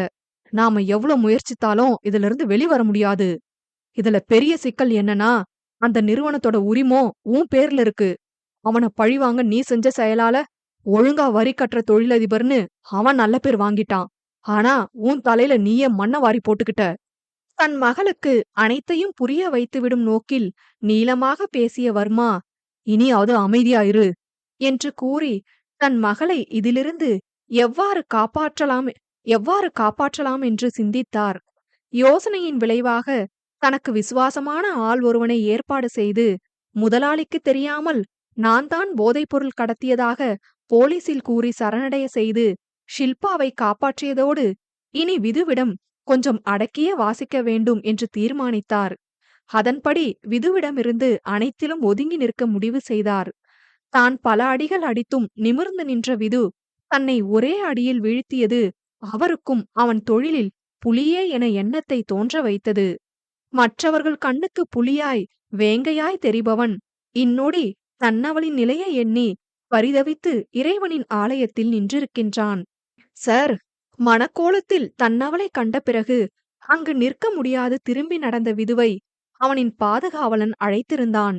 அடுத்து அவனது வாயால் சொல்லிய செய்தி விதுவினுள் உறங்கிக் கொண்டிருக்கும் வேங்கையை தட்டி எழுப்பியிருந்தது.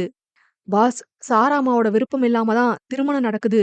எதுக்கோ பயந்துதான் இதுக்கு சம்மதிச்சிருக்காங்க.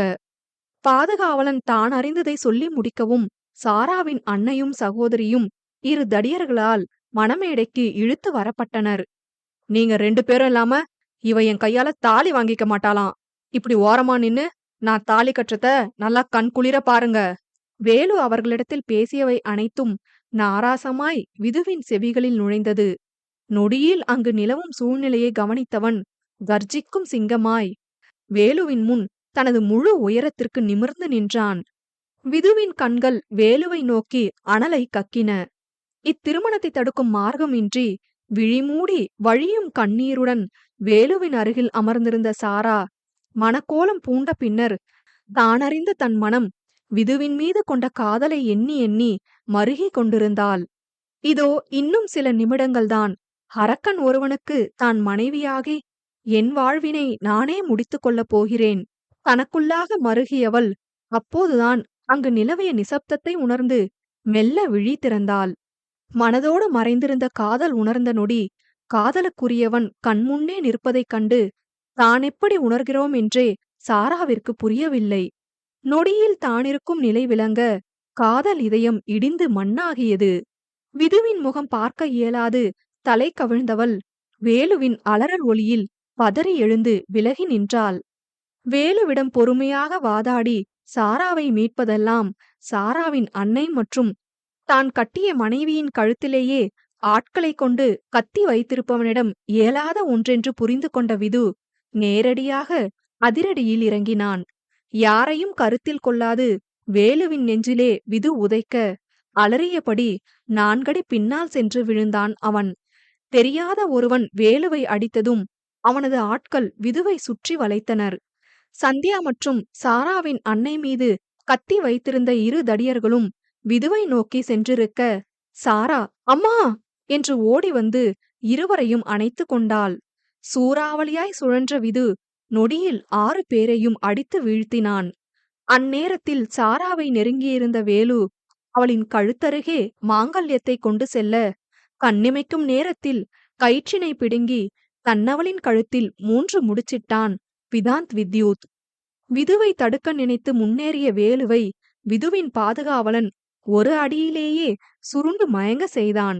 தன் நெஞ்சில் உரசியபடி தொங்கிக் கொண்டிருந்த தாலியினை நம்ப முடியாது கைகளில் ஏந்திய சாரா காதலை உணர்ந்த அன்றே ஈடேறியதை எண்ணி அகமகிழ்ந்தாள். தனக்கிருக்கும் அதே மகிழ்வு தாலி கட்டியவனுக்கும் இருக்கிறதாவென விதுவை நோக்கியவள் அவனின் முகத்தில் தெரிந்த குழப்பத்தில் தன்னை காப்பாற்றதான் கட்டினானோ என்று வருந்தினாள். விதுவின் குழப்பம் அவன் செய்த தவறை நினைத்து. எது நடக்கக்கூடாதென்று நினைத்திருந்தானோ அது நடந்ததை எண்ணி. தான் செய்த தவறை எப்படி தன்னவளிடம் சொல்லப் போகிறோம் என்பதை நினைத்து. விதுவின் பாதுகாவலன் காவலர்களை அழைத்து வேலு உட்பட அங்கு விழுந்து கிடந்த தடியர்களை அவர்களிடம் ஒப்படைத்தான். நடந்த நிகழ்வினையும் சாராவின் கழுத்தில் அதிரடியாய் தாலி கட்டியது யாரென்றும் தெரியாது சிலையென நின்றிருந்த தனது அன்னைக்கும் அன்னை போன்ற சகோதரிக்கும் விது யாரென்று சாரா கூற, தன் பிள்ளையின் வாழ்வு மலர்ந்து விட்டதென இருவரும் அகமகிழ்ந்தனர்.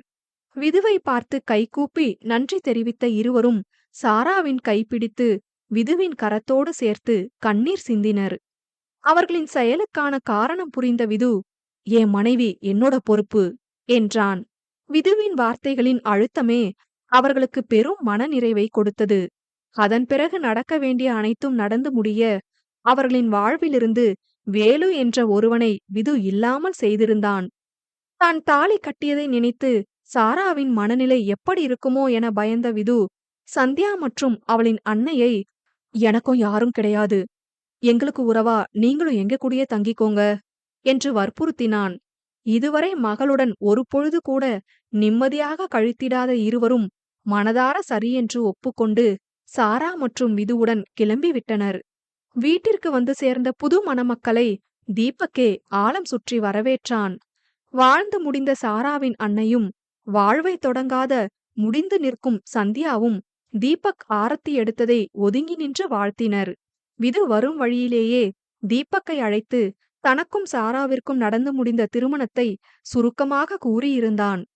விதுவின் பங்களாவின் வெளித்தோற்றத்தைக் கண்டே 3 பெண்களும் அதிசயித்திருக்க வீட்டின் உட்புற செழுமை பிரமிப்பை அளித்தது.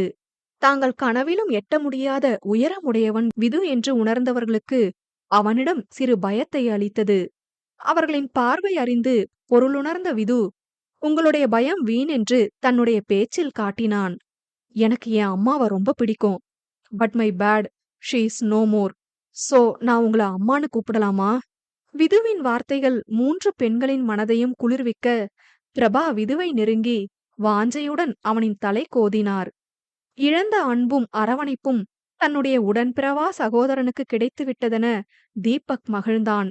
அதன் பின்னர் தெளிந்த நீரோடையாய் அவர்களின் வாழ்வு செல்ல, இன்னமும் தனித்தனி அறையில்தான் கணவன் மனைவி இருவரும் வசித்தனர்.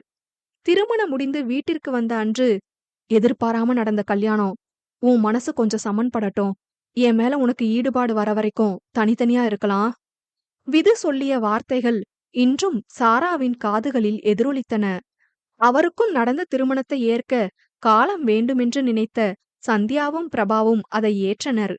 ஆனால் 2 மாதங்கள் கடந்தும் அவர்களின் நிலையில் எவ்வித மாற்றமும் இல்லை. முதல்ல அவரோட ஒரே அறையில தங்கணும். எப்படி?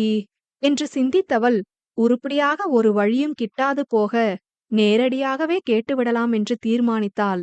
மாலை அலுவலகம் முடிந்து வீட்டிற்கு வந்த விது அவளை தவிர்ப்பதற்காகவே இல்லாத வேலை இருப்பதாக காட்டிக்கொள்வான். வழக்கம் போல் மேல் தளத்தில் இருக்கும் கூடத்தில் ஷோஃபாவில் அமர்ந்து மடிக்கணினியை தட்டிக் கொண்டிருந்தான். அவன் செய்ததாக நினைத்துக் கொண்டிருக்கும் தவறால் தனது காதலியே மனைவியாக கிடைத்த பின்னரும் தனக்கு தண்டனை அளிக்கும் விதமாக அவளை தானே தள்ளி நிறுத்தினான். பிரபா மற்றும் சந்தியாவிடம் பேசுவதைப் போன்று சாதாரணமாக சாராவிடம் பேச முற்படவில்லை. தன்னவளுக்கு துரோகம் இழைத்து விட்டதாக தவிக்கும் அவன் மனம் குற்ற உணர்வில் புழுங்கியது. சாரா மெல்ல அவனிடம் நெருங்க அடியெடுத்து வைப்பதும் அவன் நிமிர்ந்து பார்த்தால் சீலிங்கில் தொங்கும் விளக்குகளை பார்ப்பதைப் போன்று திரும்பி நின்றாள். என்கிட்ட ஏதாவது சொல்லணுமா? எப்படியும் அவள் தன்னருகில் வந்து தைரியமாக கேட்க நினைப்பதை கேட்கப் போவதில்லை என நினைத்த விது தானே என்ன விடயம் என்று கேட்டிருந்தான். அவனது அறைக்கு அருகில் இருக்கும் அவளது அறையை சுட்டிக்காட்டி, இவ்ளோ பெரிய ரூம்ல நைட்ல தனியா இருக்கிறது ரொம்ப பயமா இருக்கு. தூக்கமே வரமாட்டங்குது. அதனால என்று சொல்ல வந்ததை சொல்லாது பாதியிலேயே திணறினாள். அதனால கூர் பார்வையுடன் அவள் நிறுத்தியதை தொடங்க கூறினான். நான் உங்களோட அறையில தங்கிக்கவா? பாவம் போல் வினவிய மனைவியை இழுத்து அணைக்க துடித்த கைகளை முயன்று கட்டுப்படுத்தியவன், நீ சந்தியா கூட தங்கிக்கோ என்றவனாக மீண்டும் மடிக்கணினிக்குள் தலையை விட்டு கொண்டான். இதுக்கு எதுக்கு கல்யாணம் பண்ணிக்கணும் என்று முணுமுணுத்தவள், அப்ப நாங்க கிளம்புறோம் என்று கூறினாள். தலை உயர்த்தி எங்க என ஒற்றையாக வினவியவனை தலையிலேயே நன்கு கொட்ட வேண்டும் போலிருந்தது. உண்மையிலேயே இவர் என்ன காதலிக்கிறாரா, இல்ல நான் தான் அவர் கனவு காதலின்னு தவறா நினைச்சிட்டு இருக்காரா என்று தனக்குத்தானே கேட்டுக்கொண்டவளுக்கு தலையை பீத்து கொள்ளலாம் போலிருந்தது. தான் கேட்ட கேள்விக்கு இன்னும் பதில் வராததை உணர்ந்தவன் சாராவை துளைக்கும் பார்வை பார்த்தான். அவள் என்ன எதிர்பார்க்கின்றாள் என்பது அவனுக்கு புரிகிறது. ஆனால் அவனின் தவறு நிலை அவளிடமிருந்து ஒதுங்க செய்கிறது. அவனிடமிருந்து எப்படியாவது காதலை வரவழைக்க வேண்டும் என நினைத்தவள், காப்பாத்துறதுக்கு தானே தாலி கட்டினீங்க, அப்ப அது வெறும் கயிறு தானே, அதனால நானும் என் குடும்பமும் இங்கிருந்து போயிடுறோம், காப்பாத்துனதுக்கு நன்றி என கூறியவள் திரும்பி நடக்க, நீ இங்கிருந்து போகணும் அப்படின்னா அதுக்கு நான் மனசு வைக்கணும். உன் கழுத்துல இருக்கிற தாலி இந்த விதாத் வித்யுத் கட்டினது என்று சிங்கம் போல் முழங்கியவன், இனி நான் நினைக்கிறது மட்டும்தான் உன் வாழ்க்கையில நடக்கும் என்று சொல்லி சென்றான். அவனின் மிரட்டும் வார்த்தைகளில் கூட அவன் தன்னை பிரியக்கூடாது என்பதற்காக அவ்வாறு பேசுகிறான் என புரிந்து கொண்டவள் இன்னமும் அவன் தன்னை தள்ளி வைக்கும் காரணம் புரியாது வருந்தினாள். அங்கு நடப்பதை மறைந்திருந்து பார்த்த பிரபா, மாப்பிளைக்கு சாரா கூட வாழ பிடிக்கலையோ என்று தீபக்கிடம் வருந்த, அண்ணனையும் சாராவையும் இணைக்க வேண்டுமென்றால் முதலில் இவரிடம் உண்மையை சொல்ல வேண்டும் என நினைத்தவன், விது சாராவின் மீது கொண்டுள்ள காதலை சொல்லி அவங்கள உங்களாலதான் சேர்க்க முடியும் என்றான்.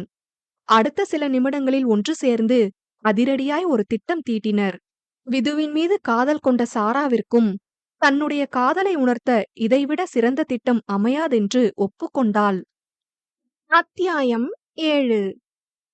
திட்டம் போட்டா மட்டும் போதாது, உன்னுடைய செயல் அதிரடியா இருக்கணும் என்று பிரபா சொல்லியதற்கு வேகமாக தலையசைத்திருந்தாலும் அவரை பார்த்தாலே பேச்சு வரமாட்டங்குது, இதுல எங்கிருந்து ஏக்கமாக பெருமூச்சு விட்டாள் சாரா.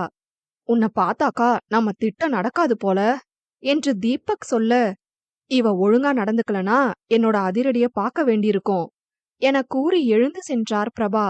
சாராவிடம் கோபமாக பேசிவிட்டு அறைக்குள் வந்த விது கண்ணாடி முன் நின்று தன்னையே திட்டிக் கொண்டான். காதலியே மனைவியாக கிடைத்தும் அவளை தள்ளி வைக்கும் நிலையினை எண்ணி எண்ணி வருந்தினான். தன் கன்னத்தில் மாற்றி மாற்றி அரைந்து கொண்டான். இரவு உணவு கூட உட்கொள்ளாது உறங்கியும் போனான். விது அறையினை உட்பக்கமாக தாழிட்டு கொண்டதால் அவனை இரவு உணவிற்கு அழைக்க பலமுறை வந்தும் கதவினை தட்டும் தைரியமின்றி திரும்பி சென்ற சாராவும் உணவினை தவிர்த்தவளாக அறைக்குள் முடங்கினாள். இரவு முழுக்க யோசித்து தன் மனதினை திடமாக மாற்றியவள் காலை எழுந்ததும் தனது ஒவ்வொரு செயலிலும் விதுவை அதிர வைத்தாள். காலை நேர ஓட்டத்திற்காக விது சென்றிருந்த நேரம் தன்னுடைய உடைமைகள் அனைத்தையும் அவனது அறைக்கு மாற்றிவிட்டாள். விது அறைக்குள் வந்ததும் ஓட்டத்தினால் ஏற்பட்ட வியர்வையை அடங்க சில நிமிடங்கள் பால்கனியில் நின்றவன் குளியல் அறைக்குள் செல்ல முயல்கையில் சாரா குளித்துக் கொண்டிருந்தாள். யாரு? விதுரன் குரல் கேட்க அடுத்த நொடி நான் தான் சாரா என பதில் கொடுத்தாள். உன் அறையில குளிக்க வேண்டியதன? விது கேட்டுக்கொண்டிருக்கும் போதே தண்ணீர் சொட்டும் ஈரக்கூந்தல் முன்பக்க மார்பில் கொத்தாய் தவழ வெளியில் வந்தவள் ஆளுயர கண்ணாடி முன்பு நின்று கார்குழலை துவாலையால் துடைத்துக் கொண்டே, இதுதானே என்னுடைய அறை, இங்க குளிக்காம வேறெங்க குளிக்கிறதான் என்றாள்.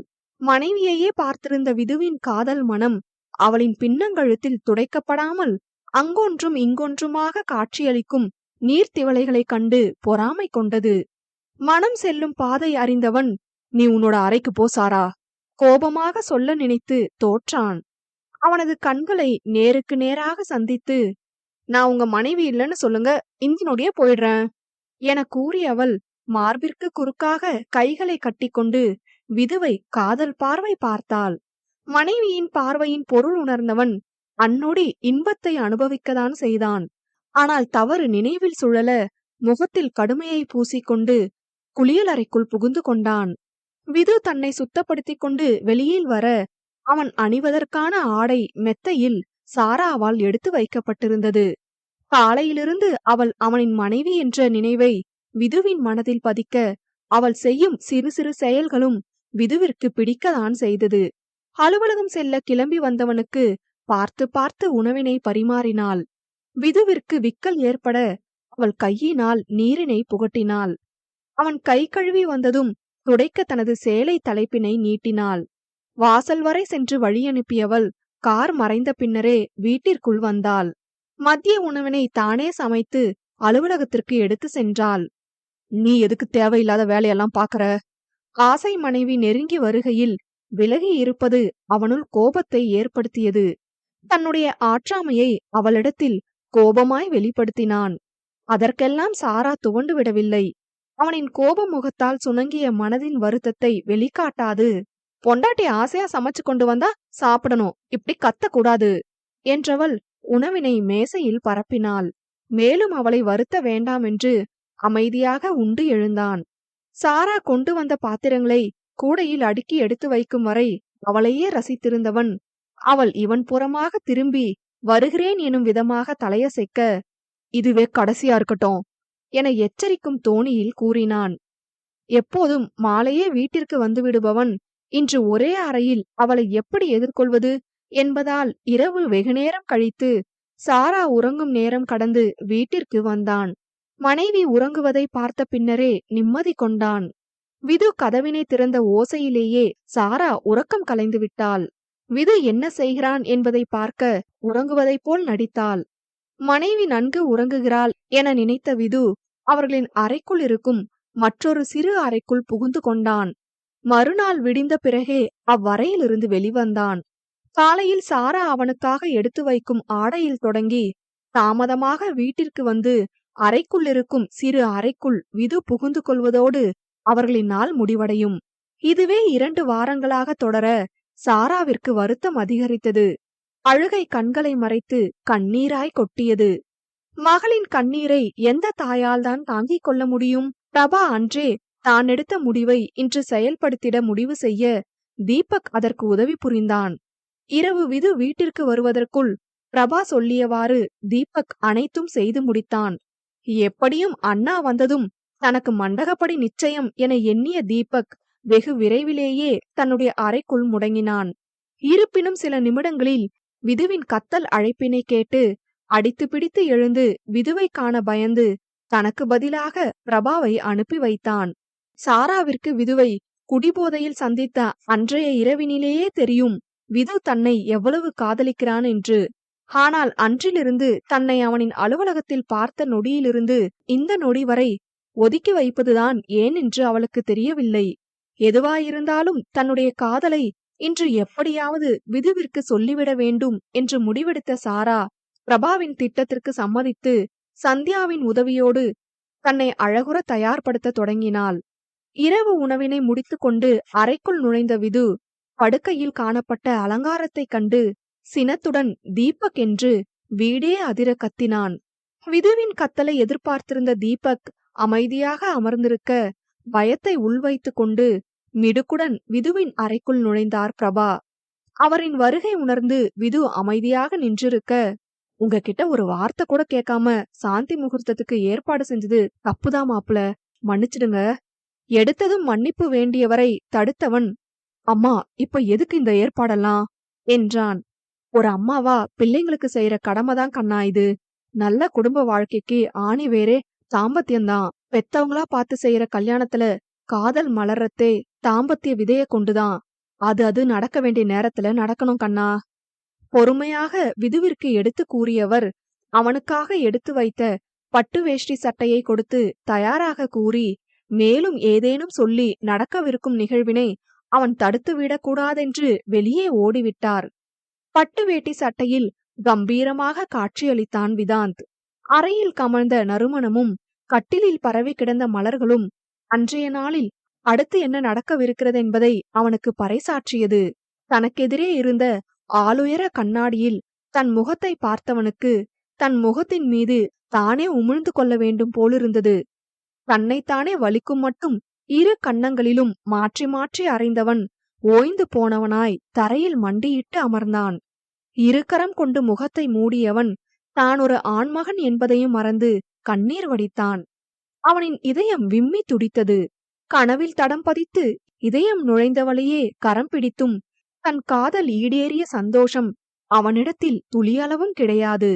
பதிலாக மனம் முழுக்க குற்ற உணர்வே. தான் ஒரு தூய்மையான ஆண்மகன் இல்லை என வருந்தினான். எந்த அளவிற்கு அவள் மீது காதல் கொண்டு பித்தாய் அவளை தேடி அலைந்தானோ அதெல்லாம் அவன் செய்ததாக நினைக்கும் செயலால் ஒன்றும் இல்லை என ஆனது. தன்னவளை உண்மையாக தான் நேசிக்கவில்லையோ? அப்படி நேசித்திருந்தால் கனவில் கூட அவளுக்கு துரோகம் இழைக்க முடிந்திருக்காதல்லவா என்று மருகினான்.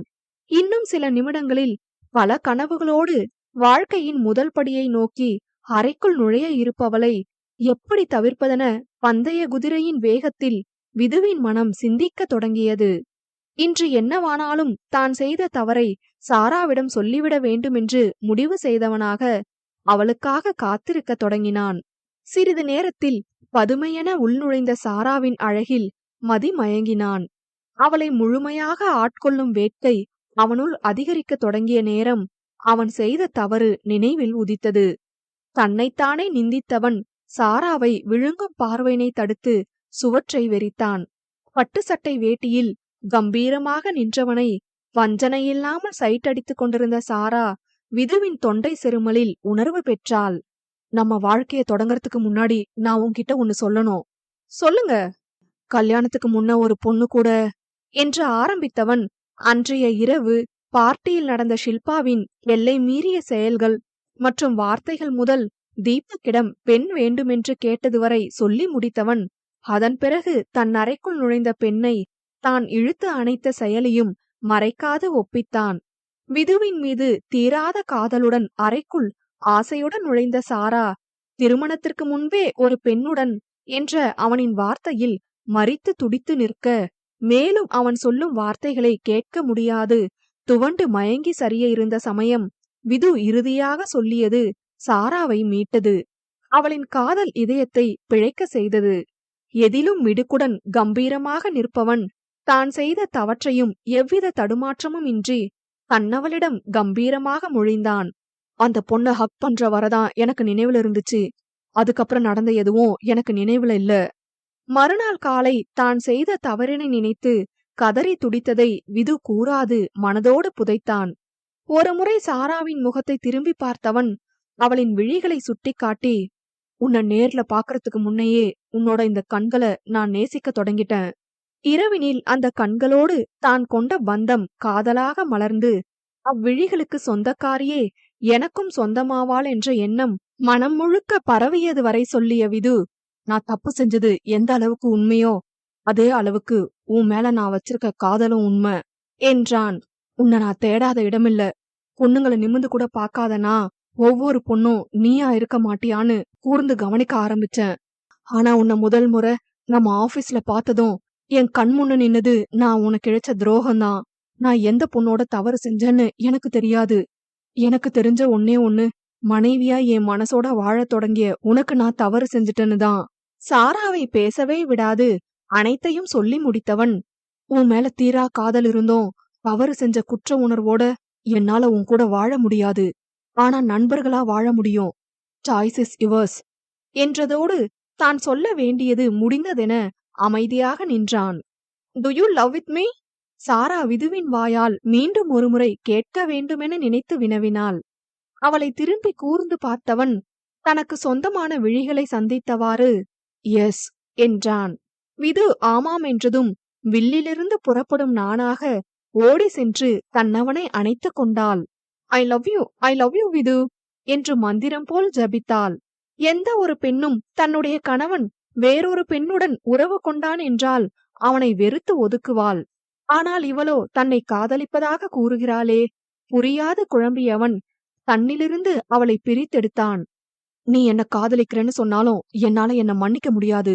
உனக்கு நான் தகுதியானவன் இல்ல. சாராவை நேருக்கு நேர் பார்த்து கர்ஜித்தவன் தன்னுடைய சக்தி மொத்தமாக வடிந்தவனாய் ஆண் என்பதையும் மறந்து கட்டுப்படுத்தி வைத்த கண்ணீரை வெளியேற்றினான். இதயம் பலமாக துடிக்க வெடித்து கதறினான். தரையில் மண்டியிட்டு தன்னையே மீண்டும் மீண்டும் அறைந்து கொண்டான். தான் காதலிப்பவள் தன்னை காதலிப்பதாக கூறியும் அதனை ஏற்க முடியாத தன்னிலையை வெறுத்தவனாக வெம்பி அழுதான். கண்ணீரில் முற்றிலும் மூழ்கினான். அவனின் அழுகையை நிறுத்த சாரா செய்த எந்த முயற்சியும் பலனளிக்கவில்லை. அவள் சொல்ல வருவதையும் கேட்காது, நான் உனக்கு துரோகம் செஞ்சுட்டேன், நான் உனக்கு வேண்டாம் என்று மீண்டும் மீண்டும் அரற்றினான். அவனின் அழுகை, கத்தல், புலம்பல் ஆகியவற்றை காண சகியாதவள், எனக்கு நீங்களும் உங்களுடைய காதலும் முழுசா வேணும் என சொல்லிக்கொண்டே தன்னவனின் இதழோடு தன் இதழ் பொருத்தினாள். காதல் மனைவியின் இதழ் முத்தத்தை காதலோடு ஏற்க முடியாது போராடியவன் அவளை விலக்க முயற்சிக்க, அவளோ அவனை விட பலம் கொண்டவளாக மாறி தன்னுடைய காதலை இதழணைப்பில் அவனுக்கு உணர்த்தி கொண்டிருந்தாள்.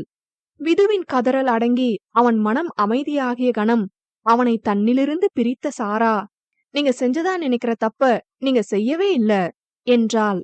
என்ன சமாதானம் செய்ய நீ பொய் சொல்லாத என்றவன் மெத்தையில் விரக்தியாய் அமர்ந்தான். சில மணித்துளிகள் அவனை பார்த்தவள் இன்டர்காம் மூலம் தீபக்கை அழைத்தாள். இப்ப எதுக்கு அவனை வர சொல்றா? மனதோடு நினைத்தாலும் அவளிடம் கேட்கவில்லை. இந்த நேரத்தில் என்னவோ ஏதோவென்று பயந்து ஓடி வந்த தீபக்கிடம், அன்னைக்கு ஒரு நாள் பொண்ணு வேணும்னு உங்க அண்ணன் கேட்டாரே, நீங்க பொண்ண அனுப்பி வச்சீங்களா? எவ்வித பூசலுமின்றி நேரடியாக கேட்டிருந்தாள். முதலிரவில் பேசும் பேச்சா இது? விதுவை முறைத்த தீபக், இப்ப இந்த பேச்சு எதுக்கு சாரா என்றான். கேட்ட கேள்விக்கு பதில். இல்ல, அண்ணா அன்னைக்கு ஏதோ கோபத்துல அப்படி கேட்டிருந்தாலும் அவரை பத்தி தெரிஞ்ச என்னால இப்படி செய்ய முடியல. நானும் யாரையும் அவரோட அறைக்கு அனுப்பல. விளக்கமாக பதிலளித்தான். தீபக் சொல்லியதை கேட்டதும் விதுவிற்கு தான் எப்படி உணர்கிறோம் என்றே தெரியவில்லை. தேங்க்ஸ், நீங்க போங்க, அவ்வளவுதான் என்பதை போல் சாரா சொல்லியதும் தன் அண்ணனின் வாழ்வை சாரா சரி செய்து விடுவாள் என்கிற நம்பிக்கையுடன் தீபக் வெளியேறினான். இன்னும் குழப்பம் நீங்காமல் அமர்ந்திருப்பவனின் அருகில் சென்ற சாரா, இன்னும் என்ன என்றாள். இப்ப நான் ஹக் பண்ண பொண்ணு? கேள்வியாக நெற்றியை தேய்த்து கொண்டான். நான் தான். நீயா? நீ நீ எப்படி? விதுவிடத்தில் மிகுந்த அதிர்ச்சி. அவனின் மனம் வேறு வகையில் சிந்திக்க தொடங்குவதற்கு முன் அன்று என்ன நடந்ததென்று சாரா கூறத் தொடங்கினாள். தான் சென்னை வந்தது ஏன் எதற்கென்று ஆரம்பித்தவள் அன்றைய இரவு தன்னை துரத்திய கயவர்களிடமிருந்து தன்னை காத்து கொள்ள விதுவின் வீட்டிற்குள் தஞ்சம் புகுந்தவரை சொல்லியவள்.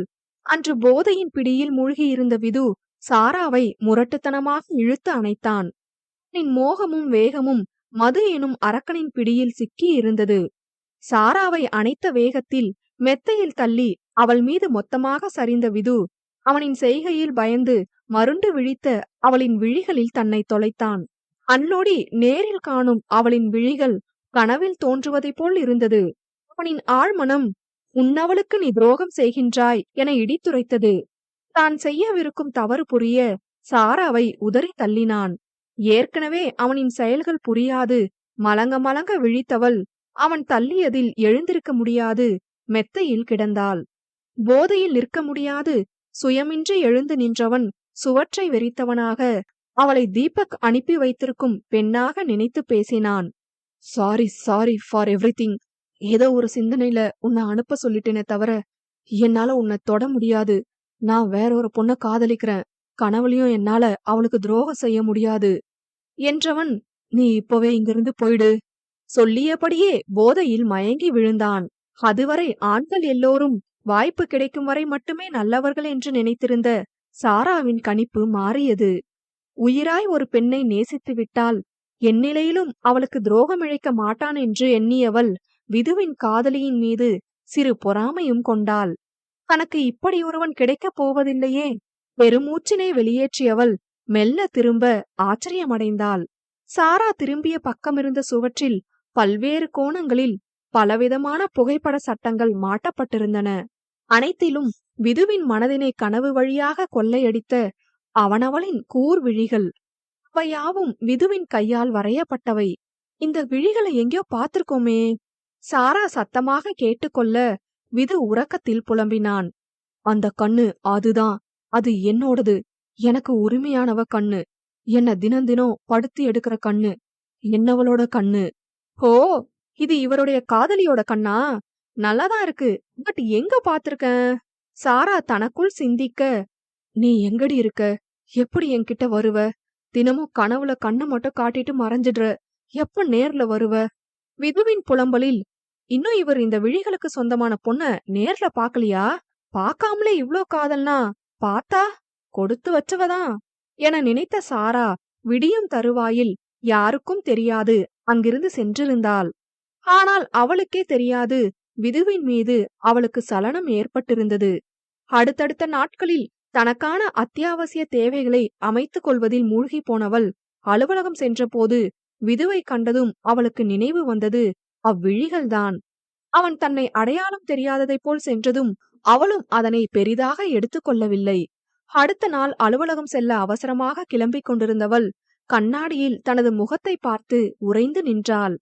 விதுவின் அறையில் பார்த்த அதே கூர் விழிகள், நீண்ட வில் போன்ற புருவங்கள், அதன் முடிவில் அழகாய் வீற்றிருக்கும் அழகிய மச்சம். அவர் காதலிக்கும் விழிகளுக்கு உரிமையான பெண் நானா? ஏன் மேலேயவா நான் பொறாமப்பட்டேன்? அன்று முழுவதும் அலுவலகத்தில் விதுவின் துளைக்கும் பார்வையை அறிந்து கொண்டவள் அவனின் உயரம் அறிந்து தன் மனதை கட்டுப்படுத்தி விலகி நின்றாள். எல்லாவற்றையும் சாரா சொல்லி முடிக்க விது தனது மனைவியை காற்று கூட புக முடியாத அளவிற்கு இறுக்கி அணைத்தான். அப்ப நான் தப்பு செய்யலையா? சிறு பிள்ளையென வினவியவனின் தலை கோதியவள், அப்போன்னு இல்ல, எப்பவுமே உங்களால எனக்கு தவறிழைக்க முடியாது என்றவள் கணவனின் முகம் முழுக்க தன் முத்திரையை அழுந்த பதித்தாள். விதுவின் அணைப்பில் அவனின் தீராத காதலினை உணர்ந்தாள். கனவில் மட்டுமே கொள்ளை கொண்டவள் நிஜத்தில் கிடைக்காமல் போய்விடுவாளோ என்று பயந்திருந்தவன் தன் கை சேர்ந்திட்ட தன்னவளின் பரிசத்தை ஆழ்ந்து அனுபவித்தான். என்னால நம்பவே முடியல சாரா, என் கையில என் காதல் என்றவனை விழிமலர்ந்து அவள் பார்க்க, இந்த ஆழ்கடல் விழியிலதான் என்ன கட்டி இழுக்கிற சாரா. மொத்தமாய் தனது கவலை அனைத்தும் நொடியில் நீங்கியவனாக தன்னவளிடம் தன்வசம் இழந்தான். தன் மீது வானளவு பறந்து விரிந்த காதல் கொண்டவன் முற்றிலும் பித்தாகி தனக்குள் மூழ்க துடிக்க, தன்னவனை பெண்ணவள் இருகரம் கொண்டு வாரி அணைக்க, ஆடவனும் வேதையிடம் தன்னை தொலைத்தான். தீரா காதல் கொண்டவன் தன்னவளிடம் மொத்தமாய் தீர்த்து கொள்ள முயன்றான். என்னை ஆளும் தீரா காதல் நீயே என்று அவளின் செவிகளில் கிசுகிசுத்தான். இவனின் காதல் என்றுமே தீராது என்று அறிந்தவள் காதலாய் அணைத்து தன்னவனையும் உறங்க செய்து அவனின் நெஞ்சத்தையே மஞ்சமாக கொண்டு தானும் உறங்கி போனாள். என்றும் அவர்களின் காதல் தீராது வளர வாழ்த்துவோம். கனவில் தீராத காதல் கொண்டவன் நிஜத்திலும் தீராத காதல் கொண்டிருக்க, அவனை கை சேர்ந்திட்ட பெண்ணவளும் தீர்ந்து போகா காதலினை வாரி இறைக்கின்றாள். ஹலோ மக்களே, கதையை கேட்டிருப்பீங்கன்னு நினைக்கிறேன். இந்த கதை உங்களுக்கு பிடிச்சிருந்தா இது போல இனிமையான காதல் கதைகளை கேட்க பிரியதர்ஷினி எஸ் தமிழ் நாவல்களை சப்ஸ்கிரைப் பண்ணிடுங்க. அப்படியே பக்கத்துல இருக்க பெல் ஐக்கான தட்டி விடுங்க. மீண்டும் இது போல் வேறொரு அழகான காதல் கதையில் சந்திக்கலாம். நன்றி, வணக்கம்.